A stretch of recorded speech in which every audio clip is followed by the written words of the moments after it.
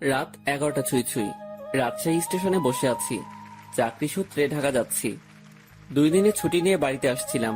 অনেক বড় একটা আশা নিয়ে নিজ গ্রামে এসেছি, আর এখন খালি হাতে ফিরে যাচ্ছি। যেটা হারিয়ে ফেলেছি সেটা বলতেই আমার খুব লজ্জা হচ্ছে। আমার মা তার ছোট ভাইয়ের কাছ থেকে অনেক বছর আগে 20,000 টাকা নিয়েছিল। তার বিনিময়ে মামা আমাদের একটা জমি দখলে নেয়। অভাবের কারণে টাকাটা পরিশোধ করতে পারিনি, তাই আর জমি ছাড়ানো হলো না। এক সময় মা চলে গেল। ওনার চিকিৎসা করতে আমাদের বাড়িটা বিক্রি করা হয়। জমি বলতে মামা যতটুকু নিয়েছে ওইটুকু থাকে। মাঝখানে অনেকটা বছর পার হওয়ার পর আসছিলাম 20,000 টাকা নিয়ে। জমিটা ছাড়িয়ে নিয়ে নিজ গ্রামে থাকবো, কিন্তু মামা দিতে নারাজ। আমিও আর জোর করিনি, হাসি মুখে চলে আসি। আমার যেহেতু কোনো সাপোর্ট নেই, তাই মামার সাথে যুদ্ধ ঘোষণা করা বৃথা। এখন স্টেশনে বসে ভাবছি, ঢাকায় গিয়ে সে একই কাজ করতে হবে। সেই পিয়নের চাকরি, তাতে কিছু বেতন, খাওয়া খরচা চলে। একা মানুষ, খরচ কম হওয়ায় কিছু টাকা জমাতে পেরেছি। আর সেইটা নিয়ে বুকে আশাও বেঁধেছিলাম যে গ্রামে থাকবো। সেটা তো আর হলো না। এক বস্তা হতাশা নিয়ে শহরে জীবনে ফিরেছি। আর চাকরির কথা কি বলবো, এইচএসসি সার্টিফিকেট আছে, আর এদিকে কিছুদিন ডিগ্রিও পড়েছিলাম। তারপর পারিবারিক অভাবের কারণে লেখাপড়ার দরজা সেখানেই বন্ধ। তবে একটা পড়া এখনো চালু রয়েছে, সেটা হলো মানুষকে পড়া, মানুষকে বোঝা। এই সাবজেক্ট পাস মার্ক তোলাই বেশ কঠিন। বিচিত্র রকম মানুষ সব এই পৃথিবীতে, যাদের চেনা খুবই দুষ্কর। আমি কথাগুলো ভাবছিলাম আমার সামনে বসে থাকা কিছু মানুষের দিকে তাকিয়ে। তারা অনেকটা দূরে ছিল, তাই তাদের চেহারা আবছা দেখছিলাম। আর তখনই খেয়াল করলাম কেউ একজন আমার দিকে এগিয়ে আসছে। আবছা আবছা ভাবেই মনে হচ্ছিল ইয়াং কোনো মেয়ে। মেয়েটা এসে আমার সামনে দাঁড়ালো। এবার আমার চোখের আবছা ভাবটা ছাড়লো। আমি এক পলক মেয়েটাকে দেখে নিলাম। বাহ, মেয়েটা তো বেশ সুন্দরী। শুধু সুন্দরী বললে কম হবে, একটু বেশি সুন্দরী। তবে তার আধুনিক ড্রেসের সাথে তার সৌন্দর্যের কোনো ম্যাচ করছে না। আমি আবার ভাবনাতে চলে গেলাম। হঠাৎ এই এই কি সমস্যা আপনার? ভাবনা থেকে বেরিয়ে এসে স্বাভাবিকভাবেই বললাম, কোনো সমস্যা নেই তো। আমার দিকে এভাবে তাকিয়েছিলেন যে, পছন্দ হয়েছে? প্রশ্ন শুনে তো গলা শুকিয়ে কাঠ হয়ে গেছে। একে তো মেয়ে, তার উপর এত সুন্দরী মেয়ে, আর অদ্ভুত প্রশ্ন। আমি আমতা আমতা করে বলেই ফেললাম, না না। পছন্দ হয়নি তো তাকিয়েছিলেন কেন? আমার ফেসটা হয়তো ওই দিকে ছিল, কিন্তু দৃষ্টি অন্যদিকে দিয়েছিলাম। একা মুখের উপর বলে পছন্দ হয়নি। কি নাম আপনার? শুভ। আমি ইরা। আর আপনাকে চেনা চেনা লাগছে, তাই নামটা জিজ্ঞেস করলাম। ও, তারপরে ইরা নামের মেয়েটা আমাকে অবাক করে দিয়ে আমার কাজের স্থান, মানে আমি যে কোম্পানিতে পিয়ন হিসেবে চাকরি করি, তার কথা বলল। আপনি কি মিতালি অফিসের পিয়ন? জি জি। ও, আমার বাবা ওই কোম্পানির মালিক, আর আমার বাবার অফিসেই চাকরি করে। বাবার অফিসে আমি অনেক যাই। আপনি তো চা কফি এনে দেন। আমি আপনাকে চিনেছি, আপনি আমাকে চিনতে পারেননি কেন? আমি আপনার দিকে তাকাইনি, আর আমি মেয়েদের দিকে কম তাকাই। ওরে সাধু, শোনেন, আপনি তাকান, তবে বেশি ভাবনায় থাকেন। তবে আমাকে কখনো খেয়াল করেননি। জি, এটাও হতে পারে। আমিও হিতাহিত জ্ঞান বুদ্ধি হারিয়ে ফেলেছি। তোকে আপনি করে বলছি কেন? তুই তো পিয়ন। আচ্ছা শোন, জি ম্যাম বলে। তুই তো সাধারণ বগিতে যাবি, জি ম্যাম। আমি কেবিনে যাব। তুই আমার ব্যাগ দুটো একটু উঠাই দিবি, তারপর তোর আসনে গিয়ে বসবি, ঠিক আছে? জি ম্যাম, ঠিক আছে। রাগ করিস না, কুলি পাচ্ছি না। আর তোকে পেয়েছি, হার কাকে লাগে, চেনা মানুষ তো। জি ম্যাম। এত জিম্যাম জিম্যাম করিস কেন? জি না, হ্যাঁ ম্যাম, ঠিক আছে, আমি ব্যাগ উঠাই দিব। ওকে ওকে। মালিকের মেয়ে, যথেষ্ট সম্মান দিতে হবে। আর যা বলবে সেটা তো করতেই হবে, না হলে আমার চাকরি তখনই গায়েব। এসব ভেবে লাভ নেই, আর ভাবনাতে হারিয়ে গেলে চলবে না, অ্যাক্টিভ থাকতে হবে। ট্রেন ঢাকা থেকে আসলো। 8 ঘন্টা পর ইঞ্জিন ঘুরিয়ে আবার ঢাকার উদ্দেশ্যে রওনা হবে। আমি ইরা ম্যামের ব্যাগ দুটো তার কেবিনে দিয়ে আসলাম। বকশিস স্বরূপ তিনি আমাকে 50 টাকা দিলেন। কোনো দ্বিধা না করে টাকাটা নিলাম, কারণ আমার আগে থেকে অভ্যাস আছে। টাকা নিয়ে চলে যাচ্ছিলাম, ইরা ম্যাম আবার ডাকলো। আর শোন শোন, জি ম্যাম বলেন। নামার সময় আবার তুই আসবি, ঠিক আছে? আচ্ছা। আবার ঘুমিয়ে যাস না কিন্তু। না ম্যাম, ঘুমাবো না। ওকে, যা। আমি আমার বগিতে গিয়ে উঠলাম। টিকিট সংগ্রহ করতে আমি অনেক দেরি করে ফেলেছি, তাই সিট হয়নি। পুরো রাস্তাটা দাঁড়িয়ে যেতে হবে। আশেপাশে তাকিয়ে দেখলাম অনেক সিট ফাঁকা। সামনের 2-1টা স্টেশন পর এসব সিট আর ফাঁকা থাকবে না। তাই মনে মনে ঠিক করলাম সিটে বসবো না, দাঁড়িয়েই যাব। ট্রেন ছাড়লো, আমি দরজায় দাঁড়িয়ে আছি। ঠান্ডা হাওয়া আমার শরীরটাতে লাগছে। আমি ভাবনায় আবার ডুব দিলাম। ভাবতে লাগলাম পুরনো দিনের কথা। মাঝে মাঝে নিজের ভবিষ্যতের কথাও ভাবলাম। তাতে যা ফলাফল পেলাম সেটা শূন্য, কারণ ভেতরে খুব হতাশা কাজ করছিল। অর্ধেক পথ আসতেই স্টেশন ছাড়াই ট্রেনটা থেমে যায়। যান্ত্রিক কোনো ত্রুটি হয়েছে হয়তো। 20 মিনিট পার হবার পর খবর পেলাম ভোরের আগে ট্রেন এখান থেকে এক চুলও নড়বে না। আর এখন রাত 1টা বাজে। এক একজন এক এক কথা বলছে। কেউ বলছে লাইনের সমস্যা, কেউ বলছে ইঞ্জিনে। আমি ওইসব কথা থেকে কান ফিরিয়ে নিয়ে নিজের ভাবনাতে আবার মন দিলাম। হঠাৎই এই শুভ, পেছনে তাকিয়ে দেখি ম্যাম দাঁড়িয়ে। জি ম্যাম বলেন। তুই উঠ। ম্যাম কিছু লাগবে? না, আমি একটু ট্রেন থেকে নামবো। ম্যাম বাইরে নামা ঠিক হবে না। যে অন্ধকার, এর মধ্যে কি বিপদ লুকিয়ে আছে কে জানে। কিসের বিপদ? বাইরে সাপ বিচ্ছু অনেক কিছু থাকতে পারে। কিচ্ছু নেই, চল নিচে নামবো। এই হলো আড়ালের ঘরে দুলালি, মন যা চায় সেটাই করবে। ম্যামকে নিয়ে ট্রেন থেকে নামলাম। নেমে দেখি অনেকেই নিচে দাঁড়িয়ে আছে। কেউ বাসায় ফোন করে সমস্যার কথা বলছে, আবার কেউ সিগারেট টানছে। ম্যাম আমার সাথে কথা বলা শুরু করলো। দেখ, জায়গাটা অনেক সুন্দর, তাই না? অন্ধকারে তেমন কিছুই তো দেখা যাচ্ছে না। চোখ না, মন দিয়ে দেখতে হয়। তবে ম্যাম আকাশটা বেশ সুন্দর লাগছে, অনুজ্জ্বল তারাগুলো দেখা যাচ্ছে। আমি তো অনুজ্জ্বল অনেক কিছু দেখতে পারছি। কি ম্যাম? এই যে দেখ, একটা টি স্টল, চল যাই। এখন ওখানে গিয়ে কি হবে? চা খাবো, চল চল, বেশ মজা হবে। শীতের মধ্যে এত রাতে বাইরে চা খাওয়ার মজাটাই আলাদা। আমি তো আর মানা করতে পারবো না, মানা করলেই বকা দিবে। কেন যে এর সাথে দেখা হয়ে গেল, মনে হচ্ছে বাকি রাতটাই বেশ প্যারায় রাখবে। টি স্টলের কাছে পৌঁছাতে দেখি কিছু যাত্রী এখানে আগে এসেছে। এই দোকানটার আশেপাশে আর একটা দোকানও নেই। হাতে চা নিয়ে আমি দোকানিকে বললাম, চাচা এমন একটা জায়গায় দোকান দিয়েছেন কি মনে করে? বাবা, সে অনেক কাহিনী। বাজারে দলাদলি চলে। আমার লোকজন না থাকায় ওখানে দোকানটা নেওয়া হয়নি। রাগের মাথায় নিজের জায়গাতেই দোকানটা নিয়ে বসেছি। বাহ, বেশ করেছেন। তা চলে কেমন? আলহামদুলিল্লাহ, ভালোই চলে। একটা কথা বলি, রাগ করে এখানে দোকান দিয়ে ভালোই করেছেন। এর জন্য আপনার হাতে চা খেতে পারলাম। আরো কিছুক্ষণ কথা হলো, বিলটা আমি দেই। ম্যাম আর আমি চলে আসি। ওনার সাথে আড্ডা দিতে খুব ইচ্ছে করছে, কিন্তু মালিক পক্ষের লোক আগ বাড়িয়ে কথা বলাটা বেয়াদবি হবে। আমি কিছু বলছি না, চুপচাপ তার পেছন পেছন হাঁটছি। আমার চুপ থাকা দেখে ম্যাম হয়তো কিছু একটা ভাবছে। আমাকে বলল, কি রে, কথা বলতে পারিস না? দোকানের সাথে তো বেশ জমিয়ে কথা বললি, এখন চুপ কেন? ম্যাম কি বলবো? সেটা কি আমাকে বলে দিতে হবে? দোকানে কি তোকে কিছু বলেছিল? না। তো কিছু বল, সারা রাত তো এভাবে চুপ থাকতে পারবো না। আপনি রাজশাহীতে কোথায় আসছিলেন? আর বলিস না, আমার একটা বান্ধবীর বিয়ে হলো, বিয়েতে আসছিলাম। ও, তুই বিয়ে করেছিস? না ম্যাম। কেন? কাকে বিয়ে করব? কাকে করবি মানে? দেশে কি মেয়ের অভাব পড়ছে? আসলে সেটা না, তো কি? আমার পরিবার নেই, আমার বিয়ে করা একটু সমস্যা। তো সমস্যার কি আছে? দেশে অনেক মেয়ে আছে যাদের পরিবার নেই, তাদের মধ্যে একজনকে বিয়ে করবি। ম্যাম ওইরকম হলে আমি করব না। কেন? সেটা না বলি। ওই সব বলতে হবে। মাথায় একটা দুষ্ট বুদ্ধি এলো। আমি বললাম, ম্যাম আপনার মতো সুন্দরী পেলে ভেবে দেখতে পারি। তোর ভাবা লাগবে না, আমার মতো কেউ তোর দিকে তাকাবেও না। সেটা আমার জন্যই ভালো। কেন? তাহলে আর বিয়ে করা লাগবে না। হইছে ভাই, থাম এবার। চল লাইনের ওই পাশটাই ঘুরে আসি। ইরা ম্যাম যেদিকে যাচ্ছে আমিও তার পেছন পেছন ছুটছি। একবার বললাম যে বাকি রাতটুকু ঘুমিয়ে নেন, তখন আমাকে ধমক দিয়ে বলল, সে কি আমার আদেশ মেনে চলবে? পরক্ষণেই ভাবলাম, তাই তো, সে আমার কথা মানবে কেন? সে তো মালিক পক্ষের লোক।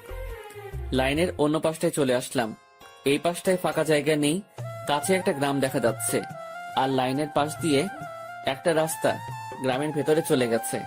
চল রাস্তাটা দিয়ে গ্রামের ভেতর যাই। না ম্যাম, এত রাতে যাওয়া ঠিক হবে না। আমি কি বলছি তোকে? জি ম্যাম, চলেন। এই হলো মেয়ে মানুষ, ভালো মন্দ কিছুই বোঝে না। তারপর যদি এরকম ধনী ঘরের মেয়ে হয়, তাদের মাথার তার 2-1টা কমই থাকে। এরা পুরো পৃথিবীকে নিজের মনে করে আর ভাবে সেই সব থেকে ক্ষমতাধর ব্যক্তি। দুজনে অনেকটা হাঁটলাম। এখন আমরা হাঁটছি গ্রামের ভেতরে। পুরো গ্রাম নিস্তব্ধ, কোথাও কোনো সারা শব্দ নেই, শুনশান পরিবেশ। ম্যাম মাঝে মাঝে আমার সাথে কথা বলছে। এক সময় আমরা ভালোই কথা বলতে শুরু করি। ম্যাম আমাকে বলল, তুই কি সারা জীবন এইভাবেই কাটাবি? জানি না জানিস না মানে? আমার ভাগে কি আছে আমি কিভাবে বলবো। তাও সবার তো অনেক ফিউচার প্ল্যান থাকে, তোর নেই? না। অদ্ভুত। আচ্ছা ম্যাম, একটা জিনিস আমার কাছে খুব খারাপ লাগছে। কি? বললে রাগ করবেন না তো? না, বল। স্টেশনে যখন আপনাকে দেখলাম তখন একটা জিনিস খেয়াল করেছি। কি খেয়াল করেছিস? আপনার সৌন্দর্যের সাথে আপনার আধুনিক সাজগোজ একদমই বেমানান। কি বলিস? সবাই তো খুব প্রশংসা করে। সবার চোখ নেই তাই। তো কেমন সাজলে আমাকে ভালো লাগবে? অতি সাধারণ। যেমন? এই যে হেয়ার কালার করেছেন, এটা চুলের সৌন্দর্য নষ্ট করেছে। আপনার ঠোঁটে। এই থাম। জি ম্যাম। তুই অন্ধকারে আমার ঠোঁট কিভাবে দেখলি? ওই যে বললাম না, স্টেশনে দেখেছি। উফ, বাদ দে তোর ডায়লগ, চুপচাপ হাঁটতে থাক। জি ম্যাম, আর সামনে না এগোই, আমরা চলে যাই। আর একটু যাব, তারপর ফিরবো। পরিবেশটা ভালোই লাগছে। রাতে এইভাবে গ্রামের মধ্যে দিয়ে কখনো হাঁটিনি। আমরা হাঁটতে হাঁটতে আরো সামনে এগোলাম, আর হঠাৎ দুজন লোক লাইট নিয়ে আমাদের সামনে আসলো। তাদের হাতে মাছ ধরার পলো। মাছ ধরতে যাচ্ছে মনে হয়। এই তোমরা কারা? এই গ্রামে আগে কখনো দেখিনি তো।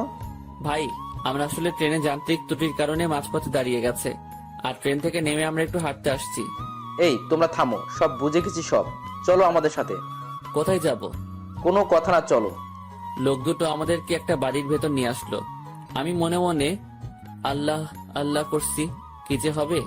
গ্রামের মানুষ এসব কিছুতে বেশ সিরিয়াস। রাত করে মেয়ে নিয়ে বাইরে দেখলে উল্টাপাল্টা ভাববে।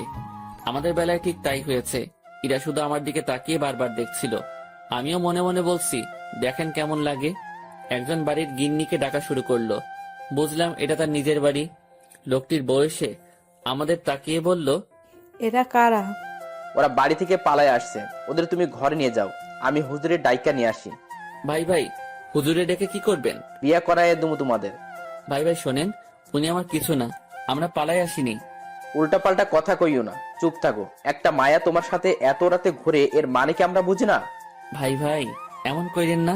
চান মিয়া, তুমি ওদের ঘরে নিয়ে যাও, আর বউ আমি যাইতেছি হুজুরের ডাকতে। আমাদের কাছে একজনকে রেখে লোকটি অন্ধকারে হাওয়া হয়ে গেল। কিছু একটা ঘটতে চলছে।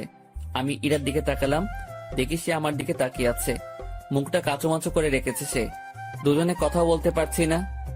সময় যাচ্ছে আর লোকজন বাড়তে শুরু করে। আমাদের দুজনকে 2 রুমে রাখা হয়েছে। আমি শুধু আল্লাহ আল্লাহ করছি। ওইদিকে ইরার কি অবস্থা হয়েছে আমি জানি না। কিছু সময় পর হুজুর আসলো। আমি তাকেও বোঝালাম। স্বস্তির কথা হলো সে বুঝেছে। কঠিন একটা সমস্যা থেকে বাঁচলাম। হুজুরটা আমাদের লাইন পর্যন্ত এগিয়ে দিল। তারপর ওয়াও, কি দারুণ অভিজ্ঞতা। ধুর, চুপ করেন তো, এখনই তো একটা ইয়ে হয়ে যেত। ইয়ে মানে কি?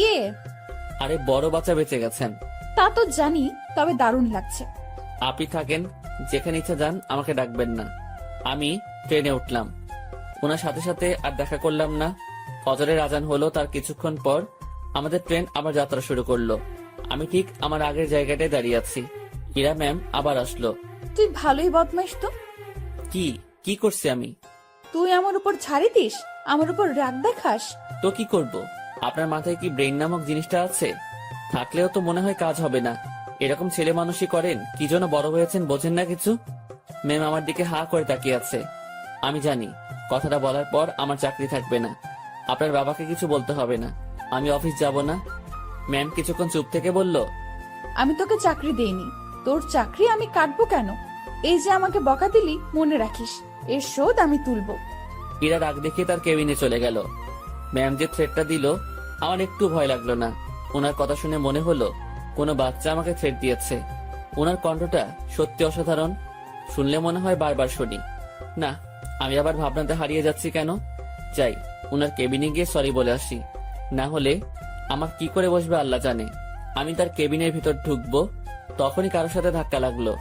তাকিয়ে দেখি ম্যাম। উনি হয়তো বাইরে আসছিলেন। এটা কি হলো? সরি ম্যাম, বুঝতে পারিনি। তুই আমার কেবিনে কি জন্য? সরি বলতে আসছি। সরি বললে তো কাজ হবে না, আমি তোকে মাফ করব না। কিছুক্ষণ তর্ক হলো। আমি তাকে বললাম, আমার উপর কেউ রাগ করে থাকুক সেটা আমি চাই না। আপনার মন যা চাই তাই করেন। কথাটা বলতেই ম্যাম আমাকে অবাক করে আমার গালে 2টো চড় বসিয়ে দিল। এখন বুঝতে পারলাম ম্যাম বেশ রেগে গিয়েছিল আমার উপর। চটা না খেলে হয়তো বুঝতে পারতাম না। আমি তো ভেবেছিলাম অন্য কোনো শাস্তি দিবে হয়তো। চর মারার পর ম্যাম আরো বলল, তুই আমার বেস্ট ফ্রেন্ড হবি? এমন থাপ্পড় খাওয়ার পর এরকম প্রস্তাব পাবো ভাবতেও পারিনি। মনে মনে ভাবছি আমি তার সাথে কেন বন্ধুত্ব করতে যাব। তার চালচলন আর আমার চালচলন রাত দিন তফাৎ, কিন্তু কথাটা তাকে মুখের উপর মানা করতে পারবো না। যদি আবার কয়েকটা থাপ্পড় দিয়ে দেয়। ভয়ে ভয়ে বললাম, হব। গুড, তুই এখন যা। না, শোন শোন, তোর কন্ট্যাক্ট নাম্বারটা দিয়ে যা, আমি কল করে তোকে ডেকে নেব যে কোনো সময়। ম্যামকে মোবাইল নাম্বারটা দিয়ে আগের জায়গায় ফিরে আসলাম। 8টায় আমাদের গন্তব্যে পৌঁছে গেলাম। ইরা ম্যামের কথা অনুযায়ী তার ব্যাগগুলো নামিয়ে দিলাম। এখন উনি আর আমি স্টেশনের বাইরের রাস্তায় দাঁড়িয়ে আছি। বাসা থেকে ওনার জন্য গাড়ি পাঠানো হয়েছে। গাড়ি জ্যামে পড়েছে, তাই অনেক লেট হচ্ছে। আমার পেটের অবস্থা খারাপ, রাতে কিছু খাওয়া হয়নি, আবার অনেকটা বেলা হয়েছে, পেটে এখনো কিছু পড়েনি। ম্যামের সামনে কিছু বলারও সাহস পাচ্ছি না। কিছু সময় পর উনি আমাকে বললেন, তোর কি ক্ষুধা লাগছে? জি অনেক। তো খেয়ে আয়। আচ্ছা আপনি দাঁড়ান, আমি যাবো আর আসবো। আমি একটা দোকানে গিয়ে চা বিস্কিটের সাথে কয়েকটা কলা খেয়ে নিলাম। দোকানদারকে টাকা দিতে যাব, তখন মনে হলো ম্যামও তো কিছু খাইনি, ওনাকে খাওয়ার কথা বলা উচিত ছিল। ভুলটা যেহেতু করেই ফেলেছি, তাই ওনার জন্য কিছু নিয়ে গেলাম। আমি কাছে গিয়ে তার দিকে খাবারগুলো এগিয়ে দিলাম। আমার দিকে উনি ভ্রু কুঁচকে তাকালো। এগুলো আমাকে কেন দিচ্ছিস? খেয়ে নিন, আপনি তো রাতে কিছু খাননি। তুই কি ভাবিস আমাকে? আমি সকাল সকাল রাস্তায় দাঁড়িয়ে এসব খাবো? এগুলো তোদের মতো লোকজন খাবে। সরি ম্যাম, বুঝতে পারিনি। খাবারগুলো নিজের ব্যাগে ভরে নিলাম। নিজে বাসায় গিয়ে খাবো। ঘন্টাখানেক পর গাড়ি আসলো। ম্যামকে উঠিয়ে দিয়ে আমি আমার বাসায় চলে গেলাম। আমার হাতে শুধু আজকের দিনটাই ছুটি আছে, আগামীকাল থেকে ডিউটি। বাসায় এসে সব ঠিকঠাক করে নিলাম। দিনের বাকি সময়টুকু আর বাইরে বের হলাম না। এই শহরের গাড়িগুলোর হর্ন আমার ভালো লাগে না। প্রচন্ড বিরক্তিকর একটা জিনিস, শুনলেই মাথা ব্যথা শুরু হয়ে যায়। রুমের জানালা খুলে দিয়ে আকাশের দিকে তাকিয়ে থাকি। গতকাল রাতের ঘটনাটা ভাবতে থাকি। কাল যদি বিয়েটা হয়ে যেত, আজ আমি মামা শ্বশুর বাড়ি থাকতাম, মানে জেলে। কি বাঁচাটাই না বাঁচলাম। সন্ধ্যার একটু আগ দিয়ে ইরার কল পেলাম। উনি আমাকে তাদের অফিসের সামনে যেতে বলেছে। গত রাতে ফ্রেন্ড হয়েছি, কথা রাখতে অবশ্যই যেতে হবে। কথায় আছে, ফ্রেন্ডের কাছে কোনো বাহানা চলে না। আমিও তাই কোনো বাহানা বা ব্যস্ততা দেখালাম না। বাইরে যাচ্ছি ওনার সাথে দেখা করতে, তাই একটু সাজতে হবে। ব্যাগ থেকে নতুন একটা ফুল হাতা গেঞ্জি বের করলাম। একটু স্মার্ট সাজার জন্যই। সুন্দরীদের সামনে তো আর এমনি এমনি যাওয়া যায় না। এই প্রথম কাউকে উদ্দেশ্য করে সাজগোজ করছি। মনের মধ্যে কেমন যেন খটকা লাগছিল। এখন খটকা দেখার সময় নেই। চটপট রেডি হয়ে আমার অফিসের সামনে গেলাম। ম্যামকে গিয়ে ঠিক সেখানে পেলাম। উনি তার গাড়ির সাথে হেলান দিয়ে দাঁড়িয়ে আছে। আমি তার সামনে গিয়ে ম্যামকে ডেকে সালাম দিলাম। উনি উত্তর দিলেন আর সাথে সাথে বললেন, গাড়ির পেছনে বসে যা। কোথায় যাবেন? আমার বন্ধুদের সাথে তোর পরিচয় করিয়ে দেব, সেখানেই নিয়ে যাচ্ছি। আমি আর কিছু বললাম না, তার গাড়ির পেছনে চেপে বসলাম। আধ ঘন্টা পর একটা রেস্টুরেন্টের সামনে গিয়ে ম্যাম গাড়ি থামালো। তারপর আমাকে নিয়ে রেস্টুরেন্টে ঢুকলো। আমি তার পিছু পিছু গেলাম। উনি একটা জায়গায় গিয়ে থামলো আর কিছু ছেলেমেয়ের সাথে গিয়ে কথা বলা শুরু করলো। বুঝতে পারলাম এরাই তার ফ্রেন্ড। এবার ম্যাম আমার দিকে তাকিয়ে বলল, বন্ধুরা, তোমাদের জন্য একটা গিফট এনেছি। কি রে দোস্ত, কে এটা? আর বলিস না, এই প্রাণীকে রাজশাহীতে পেয়েছি। এই পাগলার সাথে কিছুক্ষণ কথা বলেছি, তারপর বেস্ট ফ্রেন্ড হওয়ার প্রস্তাব দিয়েছি। দুঃখের বিষয় হলো পাগলা আমার কথা বিশ্বাস করে হ্যাঁ বলে দিয়েছে। তোরা বলতো, এর মতো খ্যাত মানে কি বলবো, এরকম একটা মানুষ আমার ফ্রেন্ড। অসম্ভব। দেখ ভাই, আমার ফ্রেন্ডদের সাথে পরিচয় করিয়ে দিতেই তোকে এখানে নিয়ে আসছি। ইরা একে একে তার বন্ধুদের সাথে পরিচয় করিয়ে দিল। সবাই বনেদি ঘরের ছেলে মেয়ে। ট্রেনের কথা মনে পড়তেই লজ্জায় ঘেমে যাচ্ছি। এখন মান সম্মান যা যাওয়ার তা তো গেছে, বাকিটুকু নিয়ে এখান থেকে কেটে পড়তে পারলেই হলো। কিছুক্ষণ পর সেটাও থাকলো না। আমার পোশাক আর চেহারা নিয়ে তারা উপহাস করতে শুরু করলো। একটা ছেলে এগিয়ে এসে বলল, ভাইয়া এটা গেঞ্জি নাকি তেনা? কোথা থেকে কিনেছো ভাইয়া? নাকি কারো পড়ে থাকা জিনিস কুড়িয়ে নিয়েছো? না ভাই, সত্যি কিনেছি। ওমা, তাই? হুম। দেখ, ছেলেটা মাথায় তেল দিয়ে আসছে। সবাই হেসে উঠলো। সত্যি কথা বলতে আমি তেল দেইনি, ওরা পচানি দেওয়ার জন্যই বলছে। ভাবছি এখানে আর থাকা ঠিক হবে না। ম্যামকে বললাম, ম্যাম আমি এখন যাই। ওলে বাবুটা, এখনই না, কিছু খেয়ে যাও। হ্যাঁ, কিছু খেয়ে যা। একটা ছেলে আমার পকেটে হাত দিল। আমার দুর্ভাগ্য যে পকেট থেকে সে 20,000 টাকা নিয়ে এসেছি, ব্যাগে রেখে আসবো মনে ছিল না। ছেলেটা আমার পকেট থেকে টাকাটা দেখে একটু অবাক হয়ে বলল, কি রে, তোর কাছে এত টাকা কুড়িয়ে পেয়েছিস কোথায়? যাই হোক, আমাদের কিছু খাওয়া। আমি আর কি মানা করব, মান সম্মান একটু বজায় রাখতে হ্যাঁ বললাম। তাতেই ওরা সুযোগ পেয়ে গেল, নানা রকম দামি খাবার অর্ডার করলো, যেগুলো আমি চোখে দেখা তো দূরের কথা, নামও শুনিনি। ওরা সবাই খাচ্ছে, আমি দাঁড়িয়ে আছি। একজন খেতে বলেছিল, কিন্তু আমি মানা করেছি আর বলেছি খেয়ে আসছি, আমার পেট ভরা। খাওয়া শেষে বিল তো 20,000-এর উপরে এলো। আমার মাথায় ঢুকলো না 7-8 জন মিলে 20,000 টাকা কিভাবে খায়, যেটা জোগাড় করতে আমার বছর খানেক সময় লেগেছিল। খারাপ ভালো দু ধরনের মজাই পাচ্ছিলাম। কম খাবারে এত বিল আর আমার পকেটে টাকা গায়েব। ম্যাম আমি এখন চাই। হ্যাঁ যাবি, তার আগে একটা কথা বলি, কখনো এরকম মফিজ মার্কা কাজ করবি না। এত সহজে কোনো বন্ধুত্ব পাওয়া যায় নাকি? জীবনে কোনো কিছুই সহজভাবে নিবি না। জি ম্যাম। যা তাহলে। আমি বাইরে এসে দাঁড়ালাম। পকেটে টাকা নেই, বাসায় যাব টাকা লাগবে। মনে মনে ঠিক করলাম ম্যামের কাছ থেকে কিছু টাকা চেয়ে নিব, না হলে এই পথ যেতে যেতে মধ্যরাত হয়ে যাবে। কাল সকালে আবার অফিসে যেতে হবে। অনেকটা সময় পার হওয়ার পর ম্যাম আর তার বন্ধুরা বের হলো। আমি ম্যামকে ডাকায় সে বাকিগুলোকে বিদায় দিয়ে আমার দিকে আসলো। কি হয়েছে, এখনো যাসনি কেন? ম্যাম আমাকে কিছু টাকা। পুরোটা বলার আগেই একটা থাপ্পড় বসিয়ে দিল। আমি আবার বললাম, গাড়ির ভাড়া টাকাটা চাইছিলাম, পকেটে কোনো টাকা নেই, যেতে অনেক সময় লাগবে, কাল থেকে আবার অফিস আছে। তোর জন্য কি আমি টাকা নিয়ে দাঁড়িয়ে আছি, ফকিন্নির বাচ্চা?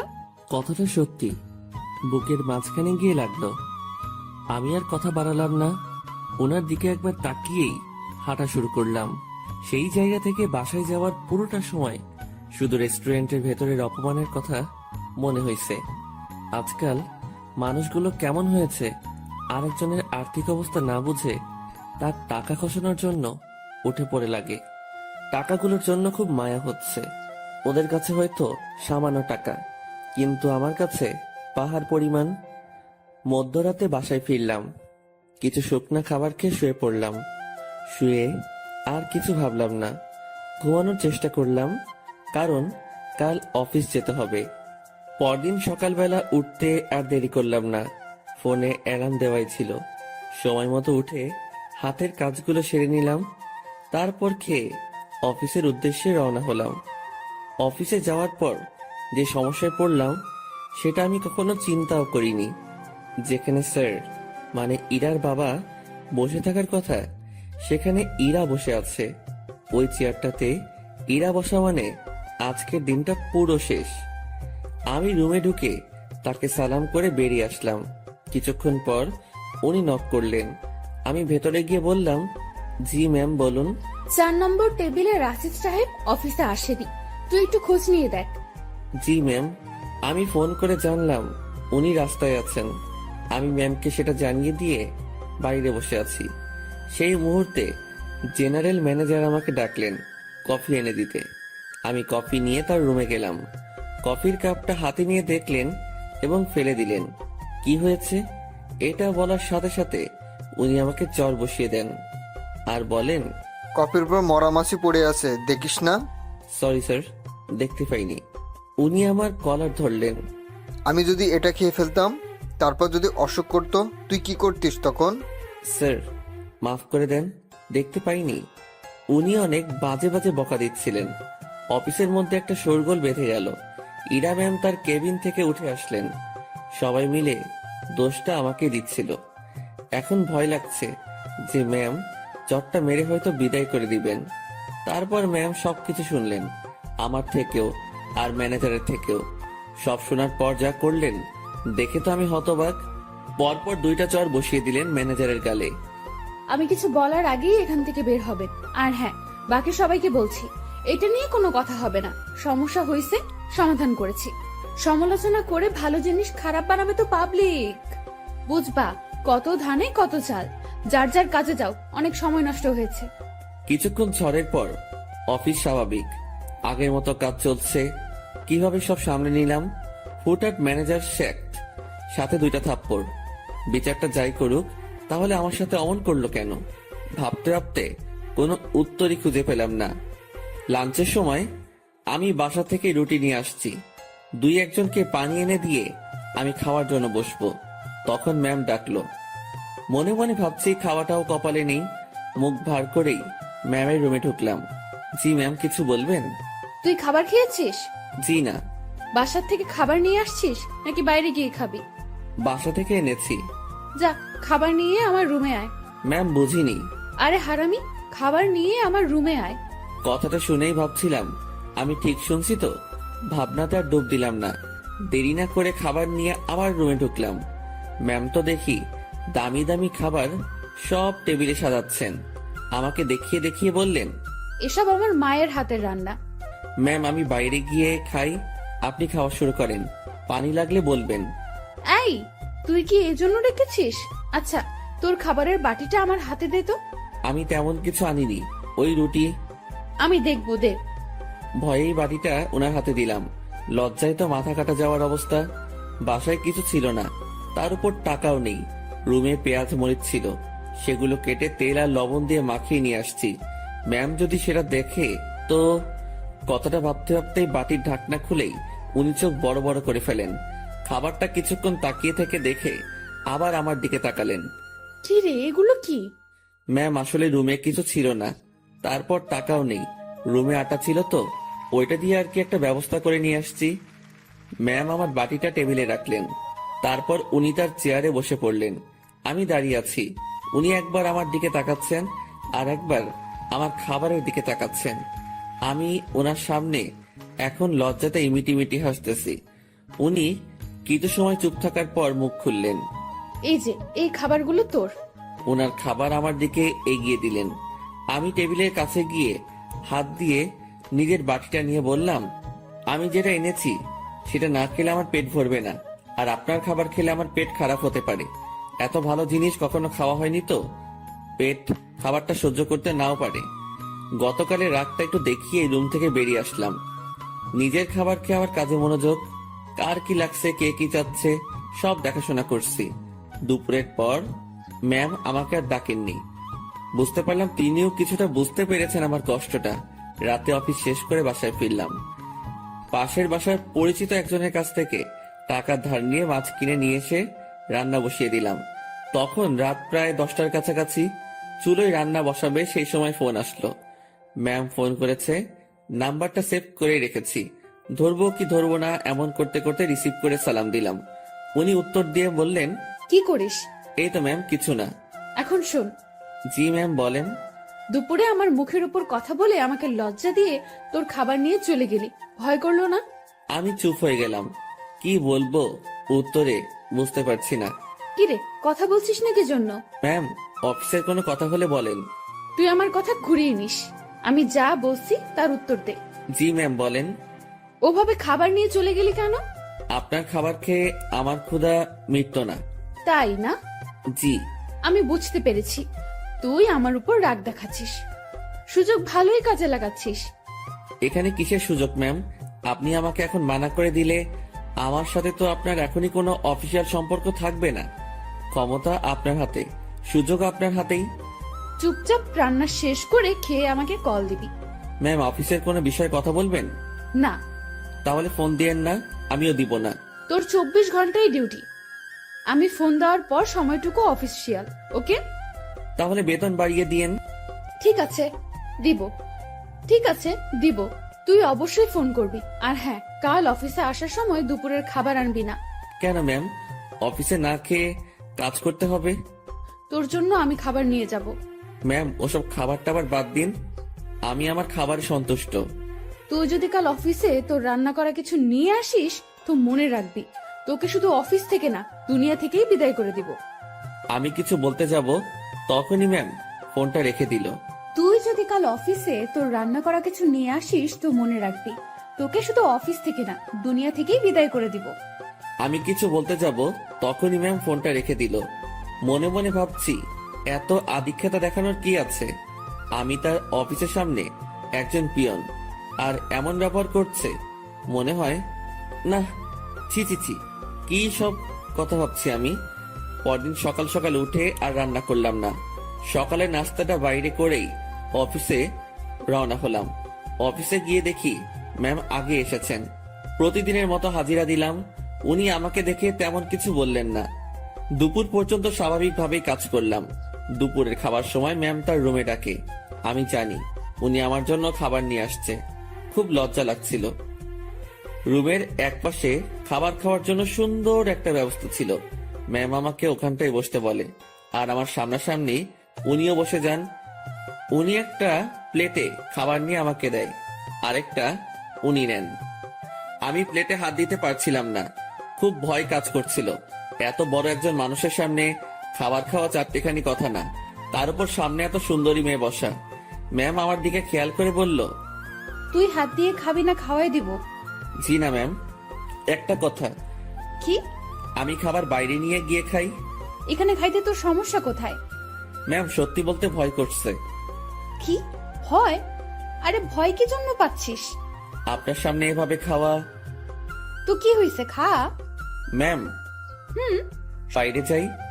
শুভ, আমি এক কথা 100 বার বলতে পারবো না। আমি আর কথা বাড়ালাম না, ভয়ে ভয়ে খাওয়া শেষ করলাম। ম্যাম ছোট বাচ্চাদের মতো খাচ্ছিলেন, দেখতে বেশ মজাই লাগছিল। ম্যাম খাওয়ার দৃশ্যটা দেখতে গিয়ে তার চোখে চোখ পড়ে যায়। আমার বুকটা তখন ভয়ে ধূপ করে উঠেছিল। ইশারায় বলেছিলেন, কি হয়েছে? আমি মাথা নাড়িয়ে মানা করে বলি, কিছু না। খাওয়া শেষে, তুই বাসায় যা, তোর ছুটি। জি ম্যাম। কেন? আমি দিয়েছি তাই। বাসায় তো কোনো কাজ নেই আমার। এত কথা বলতে তোকে কে বলেছে? যা, সোজা বাসায় যাবি, কোথাও যেন দেরি না হয়। আমার ছুটিতে বাকি সবাই একটু অবাক হলো। আমি জানি না ম্যাম আমার কাজগুলো কাকে দিয়ে করিয়ে নেবেন। উনি যেভাবে কাজ করেন যে কেউ দেখলে অবাক হবে। আমি বাসায় এসে বিছানায় আরাম করছি। মাথার উপর ফ্যানটার দিকে তাকিয়ে অন্য একটা ভাবনায় ছিলাম। নির্দিষ্ট কোনো ভাবনা না, একদমই এলোমেলো। বাংলায় এই ভাবনাকে কি বলে বা কিভাবে ব্যাখ্যা করে আমি জানি না। এই জিনিসটা ভাবতে ভাবতে আমার চোখটা বন্ধ হয়ে আসে। জানি না কতটা সময় ঘুমিয়েছি। হঠাৎ আমার কানে কোনো একটা শব্দে বেজে ওঠে। চোখ খুলে বুঝতে পারি ফোনটা বাজছে। ফোন হাতে নিয়ে আবছা চোখে দেখি ম্যাম কল করেছে। ফোনটা রিসিভ করলাম। কই তুই? কই আবার, আপনি তো ছুটি দিয়েছেন, বাসায় আসছি। তুই কি ঘুমাচ্ছিস? হ্যাঁ। আমি কি তোকে ঘুমানোর জন্য ছুটি দিয়েছি? তাহলে? বাসায় যেতে বলেছি শুধু। জি ম্যাম, আমি তো আপনার কথায় সোজা বাসায় আসছি। আর বাসায় কাজ নেই, তাই একটু। তুই চুপ কর। শোন, জি বলেন। আমাদের অফিস থেকে দক্ষিণ থেকে যে লেকটা আছে তুই চিনিস? জি ম্যাম।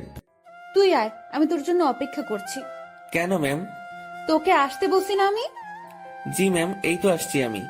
এবার বুঝলাম আমাকে ছুটি দেওয়ার কারণটা কি ছিল। আমার কাছে এটাও একটা ডিউটি। কিচ্ছু করার নেই, যেতেই হবে। যেমন ছিলাম তেমনই বেরিয়ে গেলাম। গতদিনের মতো আর সেজেগুজে বের হলাম না, যদি আবার অপমান করে। পকেটে টাকা আছে, তবুও হেঁটে যাচ্ছি। এই মাসের বেতন পেতে অনেক দেরি, তাই এমনি টাকা খরচ করা চলবে না। আমি ম্যামের কথা মতো সেই লেকের পাড়ে পৌঁছে যাই। এর মধ্যে ম্যাম আমাকে 2 বার কল করেছিল, শুধু জেনেছিল আমি কই আছি। লেকের পাড়ে যেতেই দেখলাম অনেকেই বসে আড্ডা দিচ্ছে, অনেক বাচ্চারও আসছে। আমি ম্যামকে খুঁজছিলাম। আমাকে দেখে ম্যামই আমাকে ডাকে। আমি ওনার দিকে এগিয়ে যাই। উনি ঘাসের উপর বসা ছিলেন। একটু দূর থেকে মনে হচ্ছিল কোনো কারণে মনটা খারাপ। আমি তার পিছে গিয়ে দাঁড়ালাম। বস এখানে। আমি বসার পর, জি ম্যাম বলেন। আমি বুঝলাম না, 10 মিনিটের রাস্তা 1 ঘন্টা লাগে কিভাবে? আসলে ম্যাম কি বলবো, হেঁটে আসছি। তুই হেঁটে আসছিস কি জন্য? টাকা নাই? আছে, তবে খুবই অল্প। খরচ করলে বড়সড় বিপদে পড়তে হবে। আপনার মন খারাপ দেখছি। ম্যাম কিছু হয়েছে কি? তোর জন্য। ম্যাম আমি কি করেছি? অনেক লেট করছিস। জি সরি।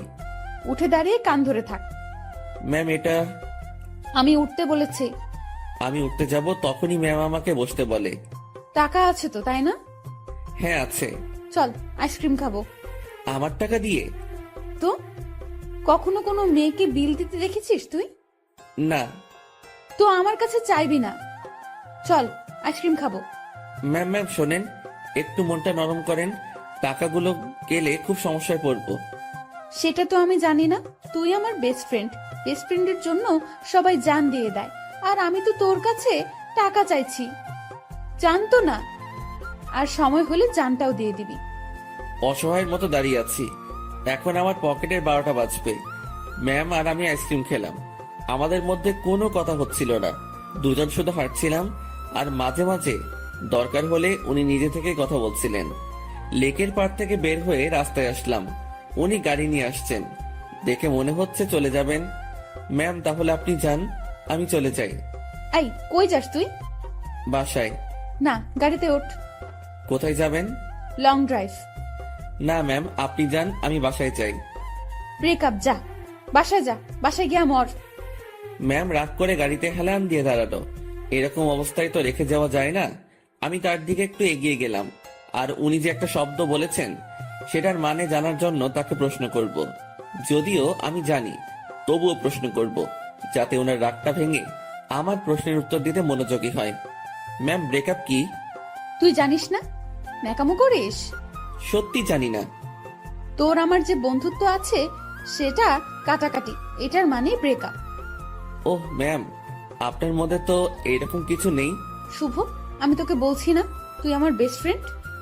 আপনি তো বলেছেন যে এটা মিথ্যা ছিল। গাড়িতে ওঠ, সব বলছি। কথা বাড়ালাম না, গাড়ির পেছনে দরজা খুলতে যাব, তখনই ওই হাদারাম, কি করিস? বসবো না। সামনে। পেছনে কেন? সামনে। হ্যাঁ রে গাধা, ওঠ। গাড়িতে উঠলাম, ম্যাম ড্রাইভিং সিটে আর আমি তার পাশে। সন্ধ্যা হয়ে আসছে, ম্যাম এবার আমার সাথে বেশ ফ্রি ভাবে কথা বলা শুরু করলো। আমি কিন্তু কুমিল্লা যাচ্ছি। এত দূর কেন? আরে লং ড্রাইভ তো, আর রাগ ভাঙাতে সময় লাগবে। কিসের রাগ? তুই আমার উপর রেগে আছিস, আমি জানি। আমি আপনার উপর কি জন্য রাগ করব? ওই যে রেস্টুরেন্টে সেই ঘটনার জন্য। না ম্যাম, কি যে বলেন, ওই দিন আপনারও মজা করেছেন, আমিও মজা পেয়েছি। ওরে শুভ, আমাকে কি বাচ্চা মনে হয় আপনার? এত বড় একটা প্রতিষ্ঠান চালাচ্ছি, আমার মাথায় কি এতটুকু বুদ্ধি নেই যে কোনটা সত্যি আর কোনটা মিথ্যা আমি বুঝবো না? না, বুদ্ধি তো আপনার অনেক আছে। হইছে, শোন আমি কি বলি। বলেন। রাতে কি খাবি বল? সন্ধ্যায় তো অনেক কিছু খেলাম, রাতে আর কি খাবো? না, তাও কিছু শুকনো খাবার নেই, আর দুটো পিৎজা। আপনার ইচ্ছা। ম্যাম ভয় করছে আমার। কেন? আপনার বাবা যদি জানে অফিসের পিয়নকে নিয়ে ঘুরতে বের হইছেন। কিভাবে জানবে? আমি তো বলবো না। আমি যে অফিসে যাব না সেটা তো জানতে পারবে। সেটা আমি দেখে নিব, তোর এত চিন্তা নেই। এখন বল আমাকে মাফ করেছিস কিনা? আপনি তো দোষ করেননি। তোকে যে কি করব আমি, দেখ। আর রাগ করে থাকিস না, ভুল করে ফেলেছি। আমি রাগ করিনি তো। আমি তোর চোখে মুখে রাগ দেখতেছি। আচ্ছা, রাগ নেই আমার উপর, সত্যি তো? হ্যাঁ সত্যি। সত্য নাকি মিথ্যা সব টের পাবো। আমি যা বলবো সেটা যদি না করিস তাহলেই বুঝবো তুই এখনো রেগে আছিস। না, কি যে বলেন, আপনার তো সব কথাই শুনি। কত যে শুনিস আমার জানা আছে। মাঝপথে আমরা গাড়ি থেকে নেমে কিছু খাবার নিলাম, দুজন বেশ কথা বলতে বলতে যাচ্ছি। ইরা ম্যাম গাড়িটা এখন বেশ ধীর গতিতে চালাচ্ছেন, আজ বেশ কুয়াশাও পড়েছে। এই চল, বাইরে কুয়াশার বৃষ্টিতে ভিজি। এই না, এটা করবেন না, বাইরে গেলে বিপদ। সেদিনের মতো হলে অবস্থা খারাপ হয়ে যাবে। যাব না তো, তোর কেয়ারিংটা আমার খুব ভালো লাগে, সেটা পাওয়ার জন্যই কথাটা বললাম। হুম। তুই কাউকে ভালোবাসিস নাই? কোন ভালোবাসা? মানে পছন্দের মানুষ বিয়ে টিয়ে করার ইচ্ছা এমন? এর আগেও তো বলেছি ওই রকম কেউ নেই। কাউকে দেখে পছন্দ হয় না? না, প্রায় সবার মধ্যেই ভেজাল আছে। ভেজাল মানে? মানে আর কি, এখন তো প্রেমের বাজার চলে। বাজারটা বেশ গরম, এক একজন 10-12টা প্রেম করে, তার উপর ওয়েটিং এ রাখে। তুই জানিস কিভাবে? চোখ খোলা রাখলে সবই টের পাওয়া যায়। ম্যাম আপনার নেই কি পছন্দের মানুষ? না রে, এসব পছন্দ টছন্দ আমার হয় না। আমাকে যে বুঝতে পারে তাকেই আমার পছন্দ।